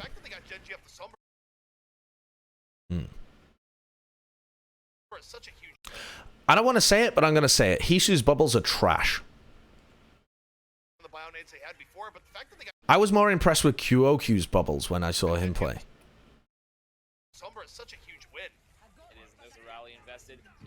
If you know you're about to set up for a Grav-Bomb combo, why the fuck are you bubbling him when he's backing off around a corner? Fonk. Because if Mag goes for the charge here, and he has a bubble on him, he doesn't get booped by Fuse, and he doesn't just randomly pin someone. I don't know who the fuck... I can't even read the fucking name. Who does he pin? Is that Wiki he pins? I can't read shit. I've no idea. I think he pinned somebody, but it didn't work out anyway. But if Hisu had the bubble there, he would have been able to do damage. Now also, what is this pussy Zarya play from Hisu? Why is Hisu 17 miles away from the Grav? The more I watch the Korean Zaryas, the more I feel like I don't understand what they're doing. Why is he this far away? Why isn't he pushing forwards and getting fucking deep in this shit? He should be balls deep in that Grav. Balls deep. Balls deep. And instead, he's miles away. I mean, he's not doing any damage. He's only just now moved forwards. But a lot later. But they've managed to isolate a target. They've managed to kill Wicked. Oh, and they used barrier. Brrr.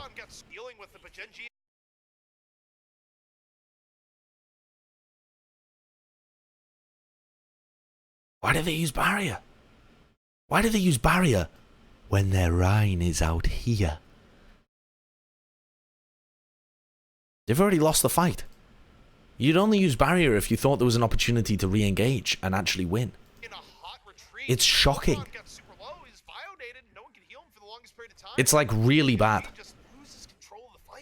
These Bionades are just getting a lot of value for Gen G. It was actually a salvageable fight until they were able to get the pick, partially because of the Bionade. Fuse's beat comes too late. Now RunAway still holding on this choke. They have. I am experiencing the coordination. On the Shatter.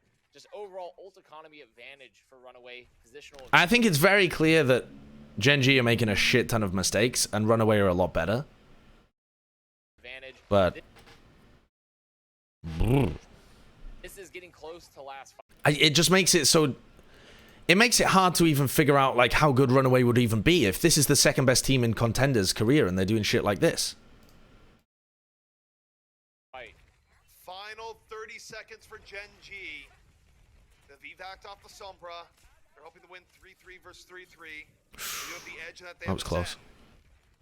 But RunAway, tough nut to crack even under the best of circumstances. And that was a great pressure from Creative. Okay, so they speed boost forward, trying to get value out of the I think they went for another boop. Is this another boop shatter? I think that's what they're going for here. No. And that was a great pressure from Creative onto Gangnamjin. No, I don't think so.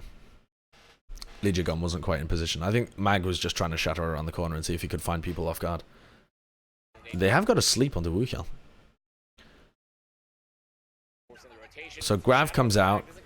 They barrier it. LeeJaeGon gets pinned. So you don't really want your Lucio to get caught in the thing. But this is still winnable for RunAway. They have the nano. They probably didn't need to use the nano there as well. Did they use nano and thingy at the same time? Why did they use nano? Why did they use nano? The nano should be saved to... I feel like I've fucking said this so many times. I'm not even going to bother saying it again. Yeah! The YOLO pin!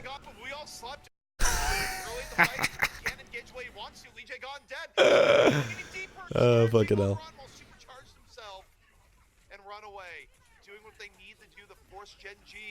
Nice cleanup here, though. Now they're gonna rotate back over. The bomb from Gen G not gonna do much. Focus fire is non-existent right now. Actually non-existent. Whoa, wait a fucking tickety-boo. Are they really going to lose this because they fucked up their focus fire this badly? Okay, so Wicked's rallied, so you're probably not going to be able to find that kill. But Shui still goes for him. Shui and Mag just goes for a fucking YOLO charge into the back again. What's he doing, man? You don't want to kill these guys that are 90 kilometers away from the rest of the team? You want to run into the rallying Brig and the Zen and take a shit ton of damage.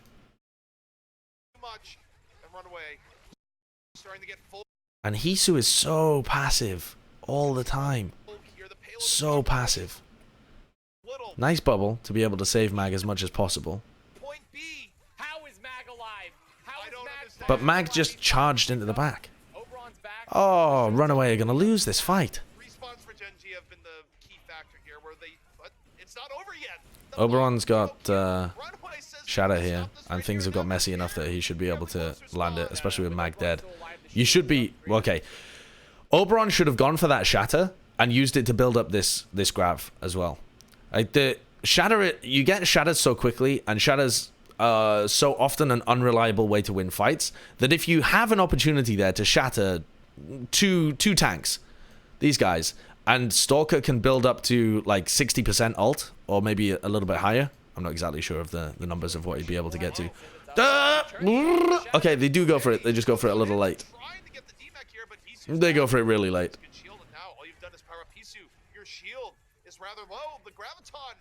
Okay, so they're coming back into this with Nano and Grav. Grav gets used. He gets tranced. They've also got the sound barrier. Already for RunAway here. And the Graviton going to be used. So Mag now gets bubbled at the right time. Goes for a lateral pin. Finds Wakid in the middle of it, which is nice. And then has the Nano. The Bionade's pretty fat. Good neutral fight. Oh, I suppose it wasn't really neutral. It was based on the Grav. But okay. Okay. Genji made a lot of mistakes. The tank that he's able to get onto Mag there to enable the fight for so boy. long, the nades. Remind everyone that Gangnamjin is one of the few people on RunAway right now that could go in the Overwatch League tomorrow. Yeah, Gangnamjin's not like default play seems really good, but his transcendence timings are sometimes horrible. I mean, over the course of 2 matches, or 1.5 matches now, he's had 3 occasions where I've seen horrible transcendences from him, which is a pretty high rate of bad trances. And his nanos, I mean, there was only, I suppose there was only 2 bad nano. Oh, not even bad. They're just not optimal. But in general, he seems to be getting a lot of value out of playing Ana. His Bionades are really good. His pocketing of Mag is good. Mag plays like a crazy cunt, and not even like, I don't know. If Mag plays this crazy, Hisu needs to be more aggressive. I don't think it's necessarily Mag making mistakes. I mean, that the charges have been fucking YOLO as shit.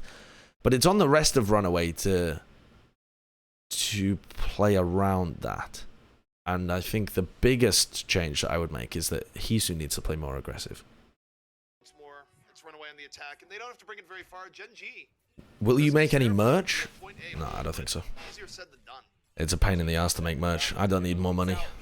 Nobody wants to be dressed in shit that I come up with. Alright, so now they're back to Zen. So pretty default stuff. See what sightlines Gangnamjin goes for. Fuse up top a little bit. Oop. That was a peeling boop. Okay. Okay, let's take a look at the abilities used here. So armor pack is used very early onto Mag. Any other team does. Right now, looking to win the poke battle. Shui under a little bit heavy fire. The bubble used early as well, but they've done so much damage to Oberon. And Shui is playing so aggro. Now gets in a rough spot and immediately RunAway there, the punish. LeeJaeGon, disruption to the back, saying no one's getting away. A little bit of sound. The put to the back. RunAway there. But Oberon now. Where's QOQ in this fight? Hisu again is so passive. He's so passive. I think this would get punished very heavily in Owl. Very heavily. Because he doesn't relieve pressure for Mag and Shui. And QOQ as well is not taking like high ground angles or side angles. He tends to play with Mag. But Oberon now gets in a rough spot and immediately RunAway there, the punish. LeeJaeGon, disruption to the back, saying no one's getting away. A little bit of sound. They should have, I think they needed to punish Shui more there. I mean, look how aggro Shui is without any resources. They don't have a bubble for him. They don't have an armor pack for him. And Hisu is behind the shield. He's not in a position where he can peel for Shui either. But they're all focused on Mag instead of just realizing that the Brig is the problem. Or the Brig is the one that's punishable. But okay, it's decisive from RunAway. It's abusing Genji. They get a lot of damage on Oberon, see an opportunity, take it. pretty good. It's gonna be point A to them in a real hurry. I like LeeJaeGon. Win point A. Set up for Genji. It's gone. Impressed by him. Genji, though, the ults are relatively equal. If you make a balls deep shirt, I'd buy it. I don't know why the fuck anyone would buy a balls deep shirt from me. What is an easy way to punish a passive Zarya? By focusing on the people that aren't the Zarya, basically. You should, if you have an aggressive Zarya and you can rotate aggression between your Zarya and your Rhine, and your D.Va is also, you know, sometimes playing aggressive to take pressure away as well, then that rotation of aggression will just overwhelm the enemy's Rhine, and they'll collapse. You don't abuse the passive Zarya by trying to kill the passive Zarya. You abuse it by the fact that it doesn't give enough resources to the rest of the front line. They're there. They're all together. And also, you're going to be able to survive grabs more against RunAway because they don't throw Hisu in there to do as much damage as possible. RunAway in a vast multitude of situations to make this one work. Why not start here? Graviton on deck. And I wouldn't be surprised if Stalker tries to grab early, recognizing that they're ahead in the grab. I mean, if they do know that, and they don't even know that, so we're just going to equalize the ults. Okay, so now they go aggressive through. They grab people behind. Trance is used, counter grab as well.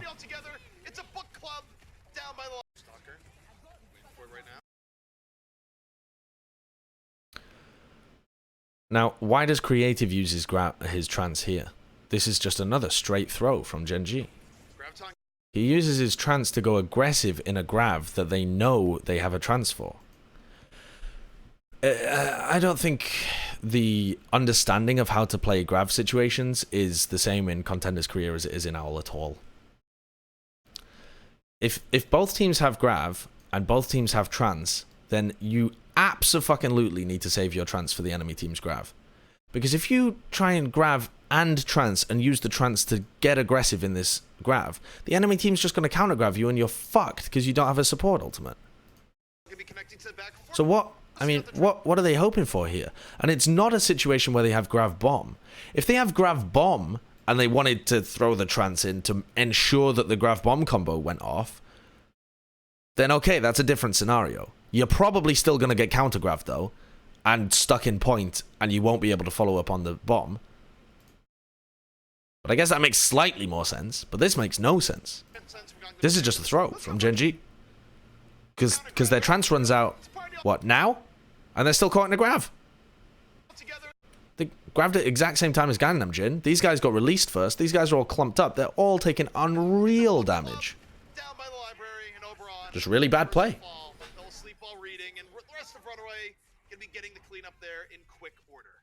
And we all invest in bomb there. So, not good. Because if I'm Genji and I'm coming back into this region test, sure, I'm going to have my Shatter. I'm going to have my rally. Yeah, I saw someone put in chat they saved D.Va with trance, and that is true. They did save Wu with trance, but it's better to not trance this and try and save Wu with this and by running away or something like that than to pop your Transcendence. Because if you pop your trance, you have 100% lost the team fight. If you don't pop trance and Wu gets demegged, you might still win this team fight. It seems unlikely. It's probably unlikely. But at the very least, you'll lose the team fight slower, which is good for being on defense. It's definitely the worst play to trance this, to save your D.Va. Let's go for a counter grab, everyone. It's a party all together. It's a book club down by the library in Oberon. And also, Shui's ahead, LeeJaeGon's ahead, because they won the previous fight. So, it's it's not the easiest fight in the world for Genji to win, but they did massively misplay it, I think. So, not good, because if I'm Genji and I'm coming back into this recontest... Yeah, Wu was on London Spitfire. Wu used to be on GC Busan with Gesture and Prophet and Hureg, and then he went to the London Spitfire, and now he's on Genji. Incredibly good recontest tool. I mean, right? I don't think RunAway even wants to take another fight here. They're just going to try. Genji, can they even touch? Yeah, they can't touch. No, they can't. That's Bum, bum, bum, bum, bum, bum, bum. So again, it's kind of hard to assess how good RunAway are because the second best team in Contenders Career is making mistakes that you would see from bottom level Owl teams. I don't know. And maybe not. Yeah, from bottom level owl teams. So, also, don't get me wrong when I say that I don't think RunAway is fantastic or something. I still think that RunAway would be able to play an owl, and I think that the top EU teams would be able to play an owl as well. I don't think that everybody in owl is better than everybody in contenders. There's no way that those two things are even related. The question is just that some people. I've had people in owl, casters in owl, tell me that they think RunAway is the best team in the world right now, better than the Titans. And I think that's a laughable position to hold. Like an actually laughable position to hold. A comedic position. I know more than me. It's very possible. No, it's not unlikely. As RunAway, they're moving lower. Now, it could also be the case that if RunAway did play an owl, they would improve very, very quickly and have the ceiling to be the best in the world. I think that's a totally different argument. But at the moment, they're just crushing noobs. Very far from the airlock and just gonna dare Gen G to dive on into them. And I'm comparing this to the owl level because that's what I'm most The dive from Gen G Ineffective. I'm not even fucking watching this fight. I'm just thinking about owl teams. But yeah. But realistically, I don't know. I mean, amen. All right. So, let's take a look at this. How do I think old RunAway would do an owl? What are you talking about? That is the Titans. Old RunAway is Titans. I did think... So, last year, I thought that old Titans would be, at the very least, a playoff team, and I thought they'd be a top 5 team in owl, which I think would have been the case. But it was a very different meta, and so it's impossible to say that they would have been dominant in owl last season because the meta was so drastically different. But they probably would have been even better than I expected, and I was, I was higher than most, I think, by saying I thought they'd be a top 5 team. I thought coming into this year they'd be a top 4 team. Did I say top 4? No, I think I said top 4 in stage 1. I think I might have said top 6 this year. But yeah, they completely exceeded expectations. But yeah. Mid-tier owl teams would look even more dominant than this in contenders. Depends what you mean by mid-tier owl teams. There's a big gap. The tier 2 owl teams would still be dominant, I think, in contenders. Just judging by what I've seen so far from like the mistakes that Gen G are making and this kind of stuff, I think that teams like Gladiators would maybe not be dominant, but would be able to win pretty easily in Korean contenders. If you exclude RunAway. I'm excluding RunAway from this because they're the team that we're trying to get a good read on. But Gen G are making so many mistakes that I think teams like Gladiators, maybe London at the moment, Dynasty, would probably be able to comfortably win. As for the top 3, I think they'd crush. Apart from when New York decide to throw to Atlanta. But yeah. Yeah, maybe Fuel as well. But the Owl teams make their own mistakes. But I think the Owl teams also exert more pressure on each other as a general rule. The kind of 8th to 1st place Owl teams tend to exert a little more pressure. Alright, so let's actually pay attention to what's going on here. So, it's Horizon Lunar Colony. Both teams are running default Rhine Goats. It used to be the case that teams would really enjoy holding close here and taking a lot of fights aggressive. Because even if you lose the fight, if you trade somewhat evenly here, or not even trade evenly, you can't really trade evenly if you all wipe, but if you get a pick or two, it still takes a while for them to be able to come to the point, and it caps kind of slowly, and so you can kind of come in for a second recontest. Whereas if you lose a team fight here, there's really no opportunity for a second recontest. And also this choke point is just kind of cool to play Rheingoats in. But it seems like the meta has shifted slightly. I'm not a pro player, and I haven't seen scrims, so I'm not sure I could give you a detailed reason on why a lot of teams have opted to play back from this choke line and play... You know, a lot of teams play like Orisa defenses up here in Owl, or they'll play, you know, a bunch of weird shit like around here. Or even if they play like Winston Goats, they'll play like up here, I think Winston Goats is this is the previous patch, so Winston Goats probably I mean Winston Goats was still good on Horizon, but whatever. Both teams are playing right. Toogie Boogie, Ethug, thank you for the 1,000 bits. Thank you very much. Right, so playing right. So what they're gonna do here? These guys are gonna try and get to point, either this way or oops. Hello, don't know whether you can see that arrow, but this way. And the idea for Gen G is that they're going to try and drop on them. They're going to try and drop on them here or here and fuck them up.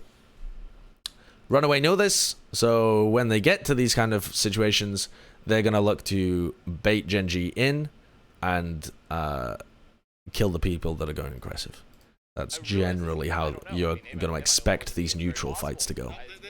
It's not unlikely. So they see an opportunity, they drop on them. Oberon goes aggressive, gets bashed instantly, then gets juggled and gets instantly taken down. The dive from Gen G, Ineffective. RunAway just shrugs it off. And I like to call that the Venus fly strategy there from RunAway, where they let Oberon walk into them and then just completely collapse, close around him, and kill Oberon. So a very I don't know whether you guys can hear Avast. I don't know whether he's loud enough for you, but basically he's just saying that they bait Oberon in and collapse onto him, which is the idea for them. And Oberon goes too aggressive. After his initial drop down, he gets bashed, and Stalker isn't playing alongside him. They need to back up. And they're on the defense. They're supposed to be making it take as long as possible for RunAway. You don't want it. As soon as you've dropped down and had one engagement that went unfavorably, it's in your best interest to back off and play slow, because the clock is what you're playing towards. That is true. That is something that really Was Bumper originally an off tank? I think he went from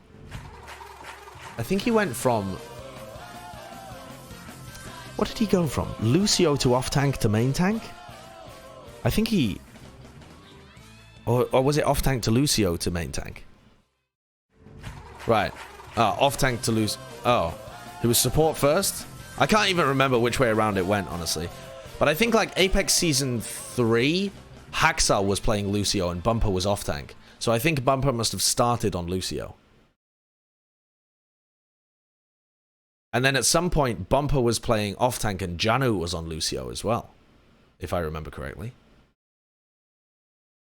So yeah, they really switched a load of stuff around. Oh, I'm pretty... In the Eye of the Kaiser clip, Bumper is on off tank. Yeah, there you go. There you go. The name makes a lot more sense for Lucio, I guess.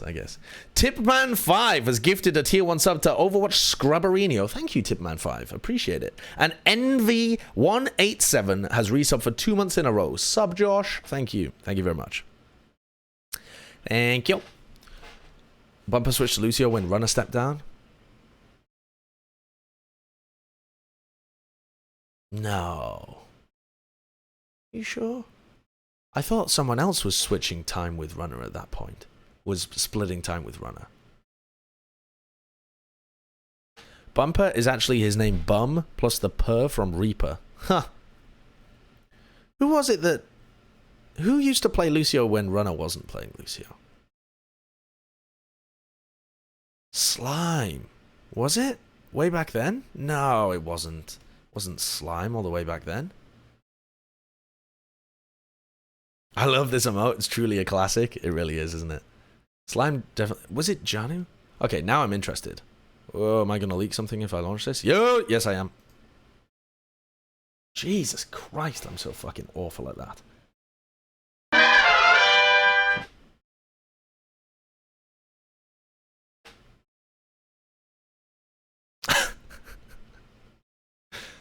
I can't be a streamer.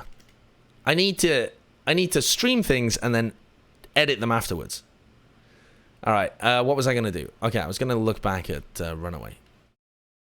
At the first rosters they ran with. So their early matches.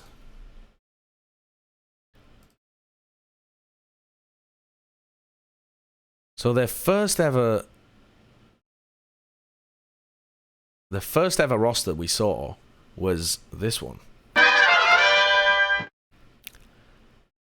With Runner, Shine, Mono, Kaiser, Haxal, and Quad. I don't remember Quad. I don't remember Mono or Shine. Oh no, I do remember Shine. I don't remember Mono or Quad. The hell happened to those guys? Well, they were only around until December 2016. Well, they disappeared. Greetings from Brazil. Hello, Brazil. Hello, Rapachi. How you doing? And then in Apex Season 2... Oh, it was Coma.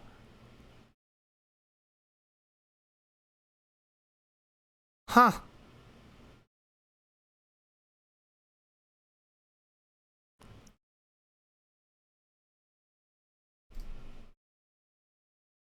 I forgot Coma was even on that team. It's like dredging back into the past. Who did they have when they didn't have Runner? Yeah, it was Coma, right from the beginning. And then Cox was their DPS. But then he moved over to support, I think, right? I think he's just listed as support here because that's what he ended up changing over to. Well, well, well. There you go. Memories.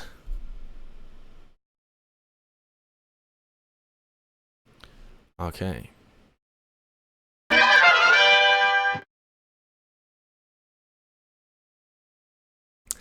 All right. Runner played in Season 2. I think they split time in Season 2. Right.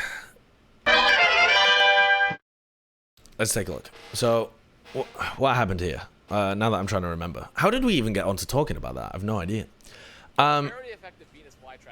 Right, so they killed Oberon. Wikida's also died. And Genji are now in a horrible position where they just have to try and delay. That is true. That is something that really a did throw you consistent for a theme. loop earlier A today. consistent theme today. As now the rest of Genji are going to be finishing, falling onto the point. So, Genji just kind of feed into RunAway, but RunAway have a decent understanding of what's happening. They were able to build up a decent amount of ult charge, so they're not insanely behind by any means. RunAway now moving in, have a higher... Was this just a hot 3-0? Okay, so this match was not a 3-0, so they end up losing this map. I think this one ended up going 3-2 or something. Let me just skip ahead and see what the final score was. Oh no. Oh no, actually, it did just end up being a 4-0.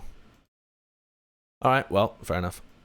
I thought we were like halfway through this because they'd played more maps. They were able to build up a decent amount of ult charge, so they're not insanely behind by any means. We're now moving in, have a high energy Zarya, they have ults build up on the field. Oh yeah, Cox maybe should have been on my retired team, you're right. I totally forgot about him. Alright, let's... Whoa, whoa, whoa.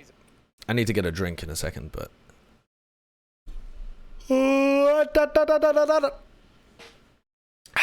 So RunAway are coming in here with more ults. They've got, or will get, double support ult in the fight, whereas Creative is the only player that's going to get it on theirs. Both teams are going to have Grav, both teams are going to have Bomb, both teams are going to have Shatter. So what's RunAway's play here? Bully Oberon a little bit. Fucking hell. Shui nearly feeds. They throw out the Shatter trying to catch people that went after Shui as he escapes with his rally. And pick on Wuxiao, and then they throw.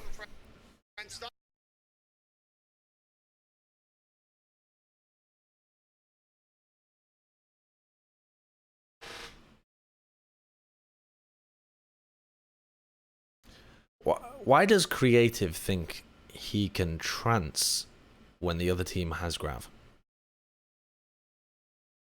And double support ult. It is massively better than a Sideshow trance.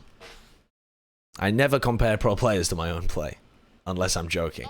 My gameplay is fucking horrible. But what are they going for here? Is that really to save Wuxiao? He got demec'd 7 years ago. It must be to try and...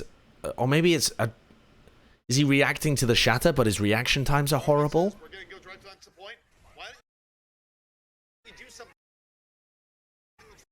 I mean, that's... I don't know what they're trying to do. I don't know what that is. It's a bad trance. And it's just going to open the door completely for RunAway. Because now they can just grab, use their own trance in the middle of it, and they've got their barrier afterwards. So they should easily win this. It was already difficult for Gen G to win because they didn't have the sound barrier. He goes down. There's no contest currently available. He's going to be waiting. But they turned difficult into impossible with a terrible trance. And now it's just cleanup time. If a pro played like me, he wouldn't be a pro. That doesn't make sense. This is a very fast time, ZP. This is over 6 minutes left. Yeah, it's outrageous as well. I am better than 85% of players in Overwatch.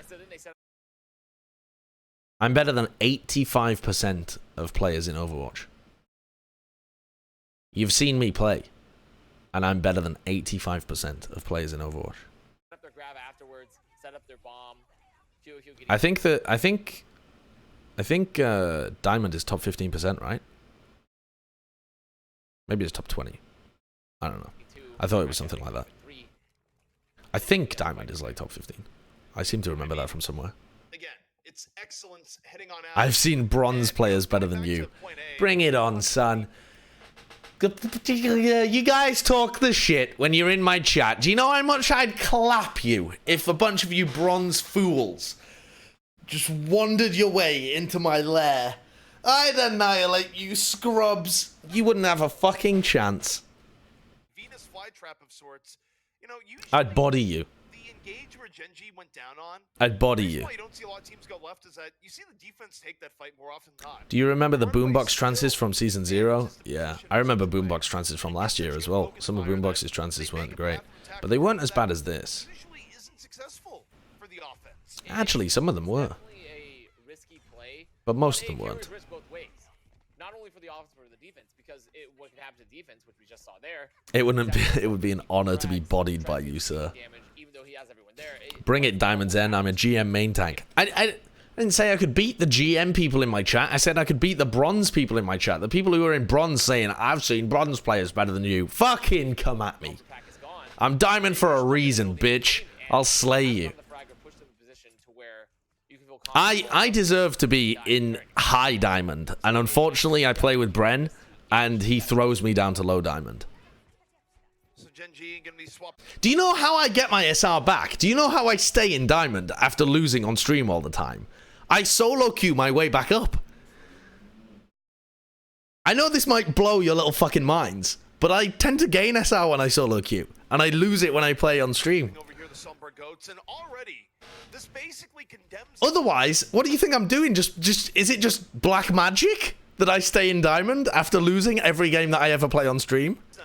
To a slower time than RunAway because of the inherent nature of just and all like that. I like the idea of people thinking it's just magic. Well, yeah, it could be. I could be getting boosted. That's true. All right, let's take a look at this. So RunAway are on the defense, and they are running Winston Goats, which I think is probably, certainly on this patch. On the previous patch, I think it was arguable, but I think that Winston Goats was the best way of defending on Horizon. I think this patch, it definitely is, but we don't even have it in the map pool, right? We've got, like, Hanamura, Anubis, and Paris. Yeah, so, okay. The bitrate, come on. Right, so the idea here is to... Okay, those... Fuse boop them all upwards. You're just aiming to get as much charge on Mag as possible and support him so that he doesn't feed. For Gen G, you want to be playing aggressive with Wicked and trying to get bashes onto Mag when he goes for that kind of shit and punish him. And if the enemy Winston isn't perfect with how they play and very scared, they will feed. But they are playing with a Sombra, so there's limited capability of being able to do this. Like, the D.Va actually does quite a bit of damage if you manage to stun the Winston and then you like use your boosters, boosters as well, I suppose, but the micro missiles is what I meant to say, and you actually do a lot of damage. Like, you contribute to the fact that you are gonna try and kill Mag, but it's more, you know, the Zen, the Zarya. They're in a tiny fucking room. unfortunately, RunAway, they brought a little bit of herbicide. So I like the aggression there from RunAway. It seems like they have a good understanding of how to play against Sombra goats. You know, the enemy team has a Sombra. They don't have as much damage as you. In a small room like that, Mag does more damage than Oberon does because he gets his cleave onto everybody. They were the ones backing up rather than playing aggressive, so now Mag has his charge. So I think when you're playing Rhine into this, you want to be trying to push underneath and straight to point. Coming this way, especially coming into here with like an idea of rotating up top, I don't think that's a good idea at all. The slower you are to go from here to the point, the more that Mag is going to get his charge. So you want to be fairly quick with how you engage onto the point as the Rhine team. Plays with reinforcing Jane Smurfs. I'm actually carrying these nerds. I've never seen a player get more hard carried than reinforcing Jane when they played with me. Jane was literally calling, direct quote from Jane, we're going to feed so that we're going to throw so that we can play X and X. And I still managed to carry his throwing ass through that game. Jane's mad toxic. Mad toxic. He just tried to actually dumpster my SR into bronze. He played DPS Moira, for fuck's sake. He played DPS Moira on Hollywood. And he had gold damage. And we still managed to win that game because we dragged his plat corpse through that match. When they have an advantage, and it's rare that they let it add their sight. And all right, LeeJaeGon was a little bit aggro there. Lucky to get away with his life. It is amazing that we sometimes lose games when we play with Jane and Reinforce. Nice boop. That's nice. From QOQ. So the problem as well, again here though, is that Gen G, for starters, I don't think that the Sombra is effective. Or a good way of playing this point. Because how do you farm EMP? How do you get hacks on anybody when they have the high ground? It's just, you're so far away from the rest of your team. But why are Gen G just stood there? Why are they so passive? They just stood in the choke. They just stood in the choke. And then, as Oberon goes too far forwards, here, it's a nice identification from QOQ that he's gone too far forwards, and he boosts into him and knocks him and juggles him forwards. But this is an overextension from Oberon. He's just out there on his own. So he takes bubble. When the bubble wears off, QOQ comes in, boosts him forwards. I actually like this from Hisu. This is one of the few times that I've seen Hisu actually step aggressive. So Hisu steps forwards to create a line between Oberon and the rest of his team. So they've completely isolated him, and they get this kill. But it's all set up by indecisive passive play from Gen G, which you would only see from the bottom level teams in AOL. Like the very bottom level, I mean, like the bottom 3 teams. Is this the cleanest Overwatch team ever? No. No. But I would say that I think Titans are the cleanest Overwatch team we've seen. Maybe NYXL last season, but even NYXL last season was it's pretty debatable. It's a totally different meta, so it's hard to compare, but I think Titans are fucking clean AF. I did a video about it. The video is literally, I mean, it's a direct quote from what I said, but it just sounds like total clickbait. It's like, Titans are the best team we've ever seen in Overwatch. Which was, I think it was only like 4 games in or something, but I was like blown away by how well they were playing.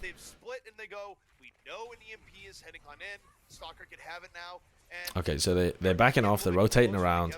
At some point here, they can engage, well, they kind of allowed Stalker to get his ult up. Mag's doing it. What is that yeeted Grav? Gangnamjin didn't even need to trans tap. I understand the trans from Gangnam. Wait a second. Oh no. Okay, so sorry, I didn't go back far enough. So the Grav gets yeeted for who knows what reason. But it's a nice displacement from Mag. Gangnamjin trances anyway.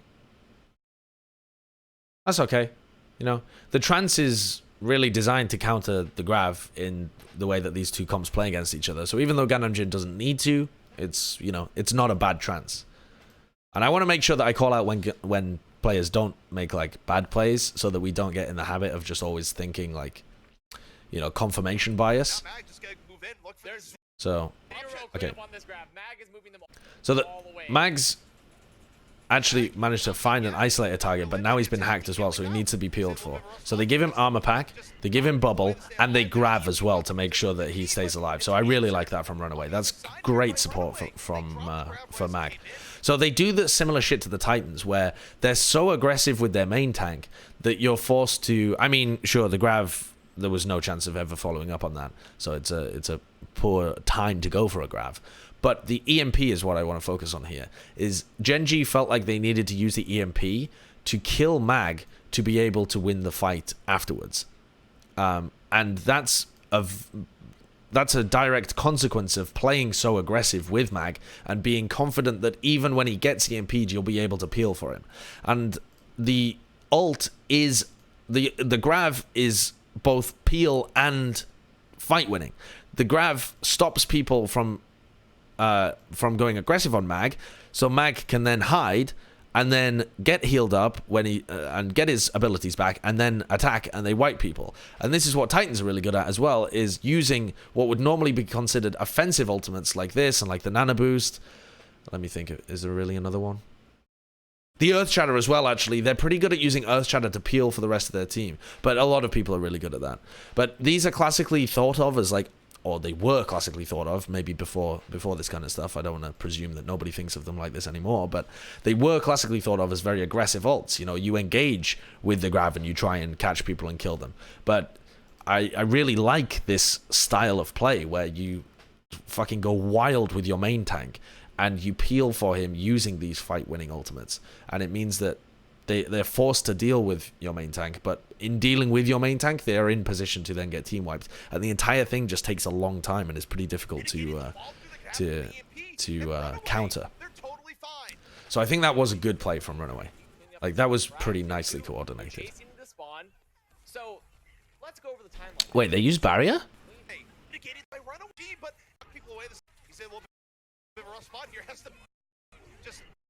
Oh. Okay. Well, they didn't need to use barrier. But it's not a throw. It's just LeeJaeGon got a bit scared that Mag would die. They would have won that just based off the Grav anyway. But I will say I'm happy they didn't use the bomb as well. There's no need to use a Grav-Bomb in that situation, so... I think that's okay from LeeJaeGon. You know, it's not necessary, but it's maybe only... It's the kind of thing that you can maybe only tell wasn't necessary in hindsight. You know, at that point in time, Mag's super low. He's just about to grab them, but who knows? If Mag can't get around the corner in time or something, then maybe he dies if you don't use the barrier, so... I don't think that's a terrible play, but it is an ultimate that, you know, maybe they could have been a bit more risky with. But alright, so what's the situation now? They have Bomb. Bomb's actually quite hard to win a fight with as a Winston Goats team. It's more useful to peel. So I want to see QOQ try and use this to peel when Gen.G goes aggressive, because then it can be useful. If you wait until Gen.G goes aggressive and then use your bomb to actually to stop them going aggressive, and you buy time for Mag to be able to get another primal, and he's already at 70%, that's a great way of being able to use the bomb with this composition, I think. And just in general, something that I saw a lot of Contenders Korean teams not understanding was that using Grav-Bomb as the Winston Goats team is never going to win against the Rhine Goats team. So, like, this combo is shit into this comp because the Rhine shield is just going to block it, and there's no real way of displacing the Rhine. You don't have the pin, you don't have the Earth Shatter that you could sync with it. It's difficult to be able to get the boop afterwards because this team is going to stay healthy and they can save their resources to be able to stop you doing stuff like booping or shatter or bashing them. So it's very hard to be able to get value out of Grav-Bomb. It's much more, you have a much higher expected value by using these ultimates separately and setting up different plays with them as you kind of bait out the aggression from the Rhine Goats team. But as a Reinhardt Goats team, Grav-Bomb is your fucking bread and butter for breaking Winston Goats. Grav-Bomb is an instant fight win almost all the time. So Gen.G playing with the Sombra here, they've swapped with maybe enough time for Stalker to be able to get an ultimate if there's a bunch of overtime pushes as well. But in general, I mean, one of the biggest reasons that people don't run Sombra into Winston Goats, not only because the Sombra can't really get that much value, is because Grav-Bomb is just like, what the fuck does RunAway do against Grav-Bomb? It's really hard. So you should win the fight when you have Grav-Bomb. Okay. What the fuck happens here? And now Gen G for the final push here, they have to go to D.Va last minute. Oh, Fuse dies before he can use his sound barrier. Fuse gets picked as he's about to sound barrier. They have to give up on the idea of Sombra. So this time, I mean, when you're at 70%, Mag can go aggressive because he's going to have his primal to be able to save him. But I've never seen Wikid look to shut down Mag in any of these fights. Oh my lord. You should really boop him back the other way, I suppose, but holy shit. I think he's gonna go for another boop. He goes for the second boop. Look at the guy. Oh my goodness, this is too cut. What I don't understand about this as well is that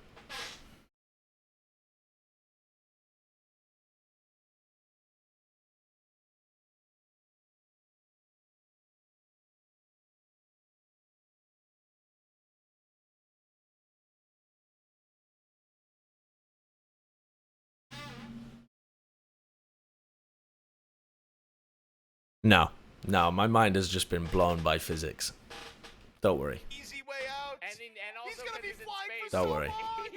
I think he's gonna go for another boop. He goes for the second boop. Truly. I stopped working there for a moment. What I'm watching from RunAway do. I'm not going to tell you what question was in my mind because it shows how much of a papega I am with physics. But it's all right. I figured it out. I worked back from first principles and figured out the answer to my question. Oh my god, what is that? Is that the Avast Pega? Avast Pega is a fantastic emote. Oh, Gen G, they don't have a lot of options here in the next fight. RunAway, just about fully charged. Alright, so RunAway have just got all the ults in the world. They're obviously going to win this. I mean, I can't even think of... Well, Stalker eats grab from Hisu. And Oberon gets Did he grab? And this time they actually do bash Mag. They might not even need the grab. They're gonna use the grab comes in from Gen G. And look at this baby D.Va versus Still have LeeJaeGon. bomb, When will and they still have to go to the point. What the fuck was that from QOQ? How did Gen G not kill Why did QOQ do that? Miracle. This grab comes in from Gen G. And look at this baby D.Va versus Why does QOQ just use his bomb here? When they have to come to point? Why doesn't he use it to stop them going to point? Or save it? LeeJaeGon.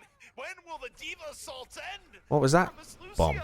Normally QOQ's bombs are good. Single person in the grab. How is it even remotely possible? And now they're back. Well, they did trance. Gangnamjin tranced the Grav. And they were focused on killing Mag. That is a speed run followed by a full hold. It has officially RunAway. The Eat of the Grav set themselves up for a situation where they maybe could have clutched. And they did bash Mag, but they couldn't kill Mag in time. Wow. So we see here, this is after the grab. Alright, so this is... So they eat the Grav, and then they get Grav themselves. But Gangnamjin has his Transcendence, and they have a Primal. Grav is eating LeeJaeGon is contesting point. The grab is out. And we see the... Well, And as they try and kill Mag and Shui and stuff... I don't know. I think QOQ just doesn't realize that they're not trying to win this fight. I think RunAway forget that Gen G can't win. Like, if Gen G stay there and win this fight, they lose the map because the LeeJaeGon's going to win this fight and then they're on the point. Like, there's no one on the point. So I think QOQ just brain farts and he's like, oh shit, yeah, they're going to point. They're not going to try and kill us. Okay, anyway. Right, I need to order some food because I'm friggin' starving. Wasn't LeeJaeGon in the original RunAway team? No. No, none of these guys were on the original RunAway. Wait a second, what am I looking at here? Oh, it's not a rocking chair.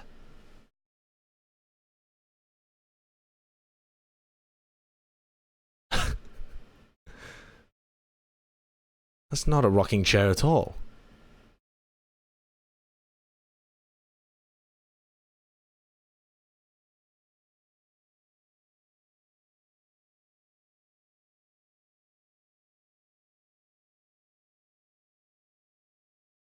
All right, here's the options, chat. Here's the options. This, I believe, is what... The first two I clearly rocked in. What? There's no way this is a rocking chair. Johnny says this is a rocking chair. Can I get some Sideshow Omega Papagas in the chat? There's no way that that's a rocking chair. There's actually no fucking way. But Johnny says it rocks. Johnny says he definitely rocked in it.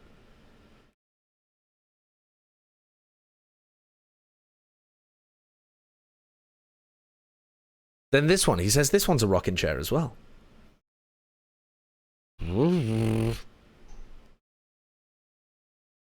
That's a rocking chair?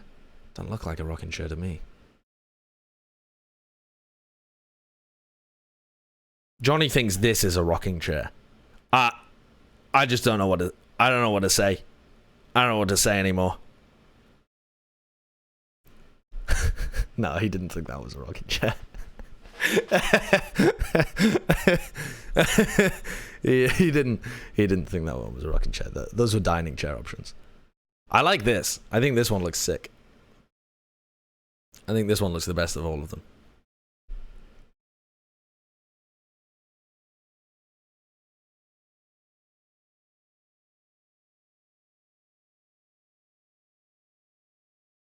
Wait, is he here?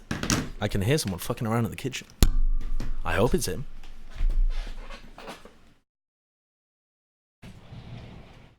Hello. Hi. Did you end up purchasing a chair?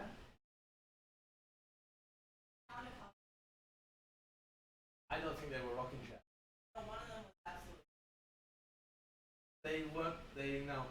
They go down to the floor. No. They're just on the sides. Oh.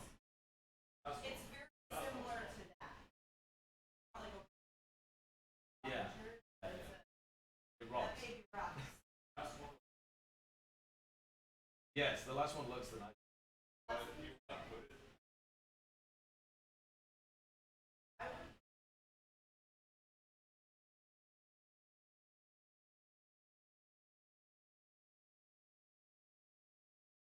You just move the TV. TV can slide over this way.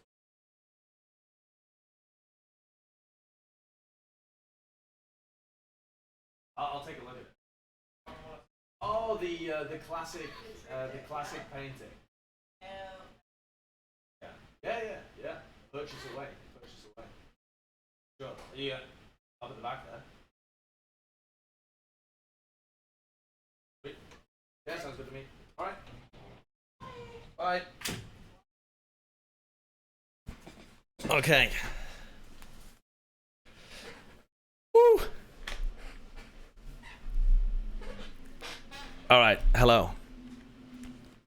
I have a few extra gaming chairs. I actually quite like this chair. Actually, this isn't my chair. This is Matt and Chelsea's chair. Go recycle. Go recycle. Go run. Throw something in the bin. Go. Recycle. Why aren't you running, dude? You have to go get in the trash. Recycle it now. Please. What are you talking about?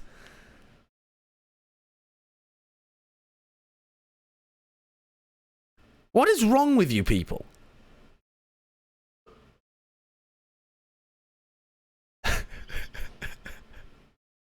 You can tell he's nervous because his hands are in his pockets. What is wrong with you people? Do you never put your hands in your pockets?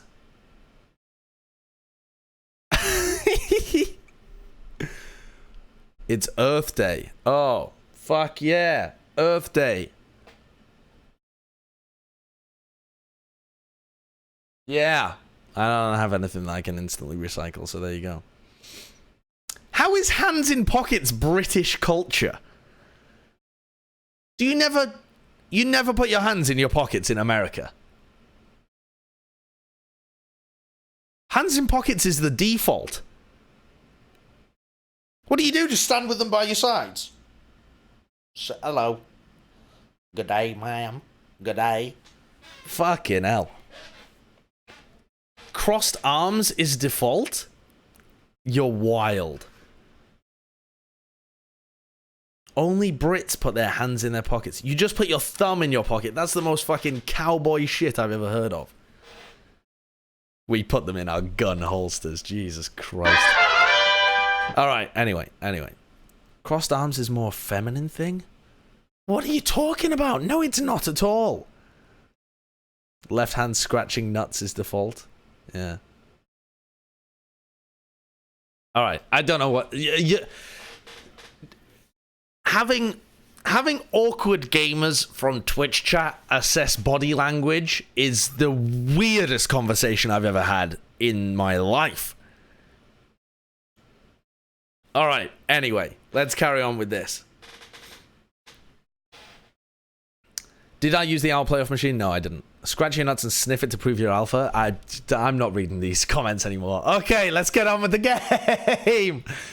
Okay, let's... Oh, I fucking hate Junkertown. I might just skip Junkertown. I hate watching this map. Alright, so they're running... They're running Sombra Goats, which is unusual. Oh, they're not running Sombra Goats. So Hisu was back in spawn. So Hisu was in spawn, waiting to see what he should switch to based on what Genji are running. And because Genji have decided to run the Penta DPS strat. The solo heal 5 DPS, the Penta.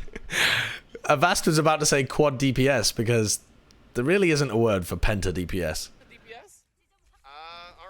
So, alright. And then he's gone over to Hisu. Cowards! What are they going to do? Okay, so I guess they're rolling out to show RunAway. What is this? And then now they've wasted Oh, they've got Glister in. Glister, I think, is a sick player. This guy's awesome. Whenever he becomes 18, he'll be a hot pickup for Owl. This guy's so talented. Widowmaker Goats.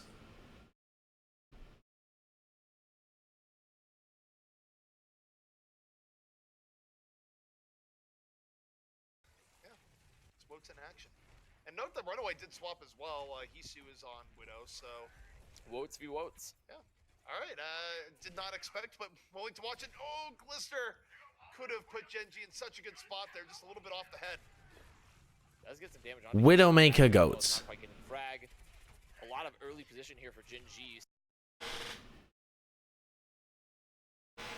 What happens if Genji just run normal goats here? I feel like they just roll. The problem is the super open sightlines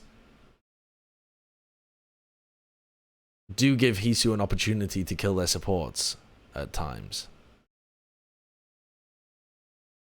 But in general, the fact that you have a Zarya, you should just demolish their front line. And you have the Ryan Shield to be able to cover your approach up until you actually take the engagement. I think this is terrible. I'm trying to think it through before I just make like a snap decision on it being a really bad comp. But it seems like a really bad comp. Up on the high ground. Glister's had such good opportunities. Well, who does Glister shoot? Hisu or the supports? Still ahead in the actual in the walls advantage right now. Oh yeah, very much. Which will be very important when you're looking at the Widow matchup. If you can get walls first, it's very influential. Glister under a lot of pressure. Gets healed up. Stalker gets the armor pack on. Hello, Nick of time. That was LeeJaeGon that was back. What am I looking at here? Widow matchup. If you can get walls first. How does LeeJaeGon die? Glister under a lot of pressure. Gets healed up. Don't even know where LeeJaeGon is. Stalker gets the armor pack on. Hello, Nick of time. What a... that was back there. It wasn't on camera, but it was LeeJaeGon trying to chase down Glister. Punished by Stalker. And Glister not going to miss a headshot that time. Glister gets the frag there onto Hisu. I hesitate to use the word clown fiesta. But I'm going to use it here. Gets two of the wall, so strong geometry. Oh, I also love Glister's reaction there. It wasn't on camera. They're 2 down. LeeJaeGon trying to chase down Glister. And Genji can't convert this. And Glister not going to miss a headshot that time. Glister gets the frag there onto Hisu. They're 2 down and Kyoku got demeked and he just yeeted his thing in the middle of them. Bomb out for QQ. And yet Stalker dies when he's got his shield for it, and Glister just decides to look at a wall. Wall for Glister. And then Wu Xiao was also demacked. Oh, I also love Glister's reactions. Like, I can't. I can't escape. I bring out my spider. Skadoo, Skadeen, get this shit off my screen. I'm not watching this VOD anymore. You had your opportunity and you threw it away, Genji. You had your opportunity and fuck you. We're watching RunAway versus G Super Sun Wave. No, I'm not watching a Junkertown match that starts like that. I'm not going to get anything valuable from that. That's fucking outrageous.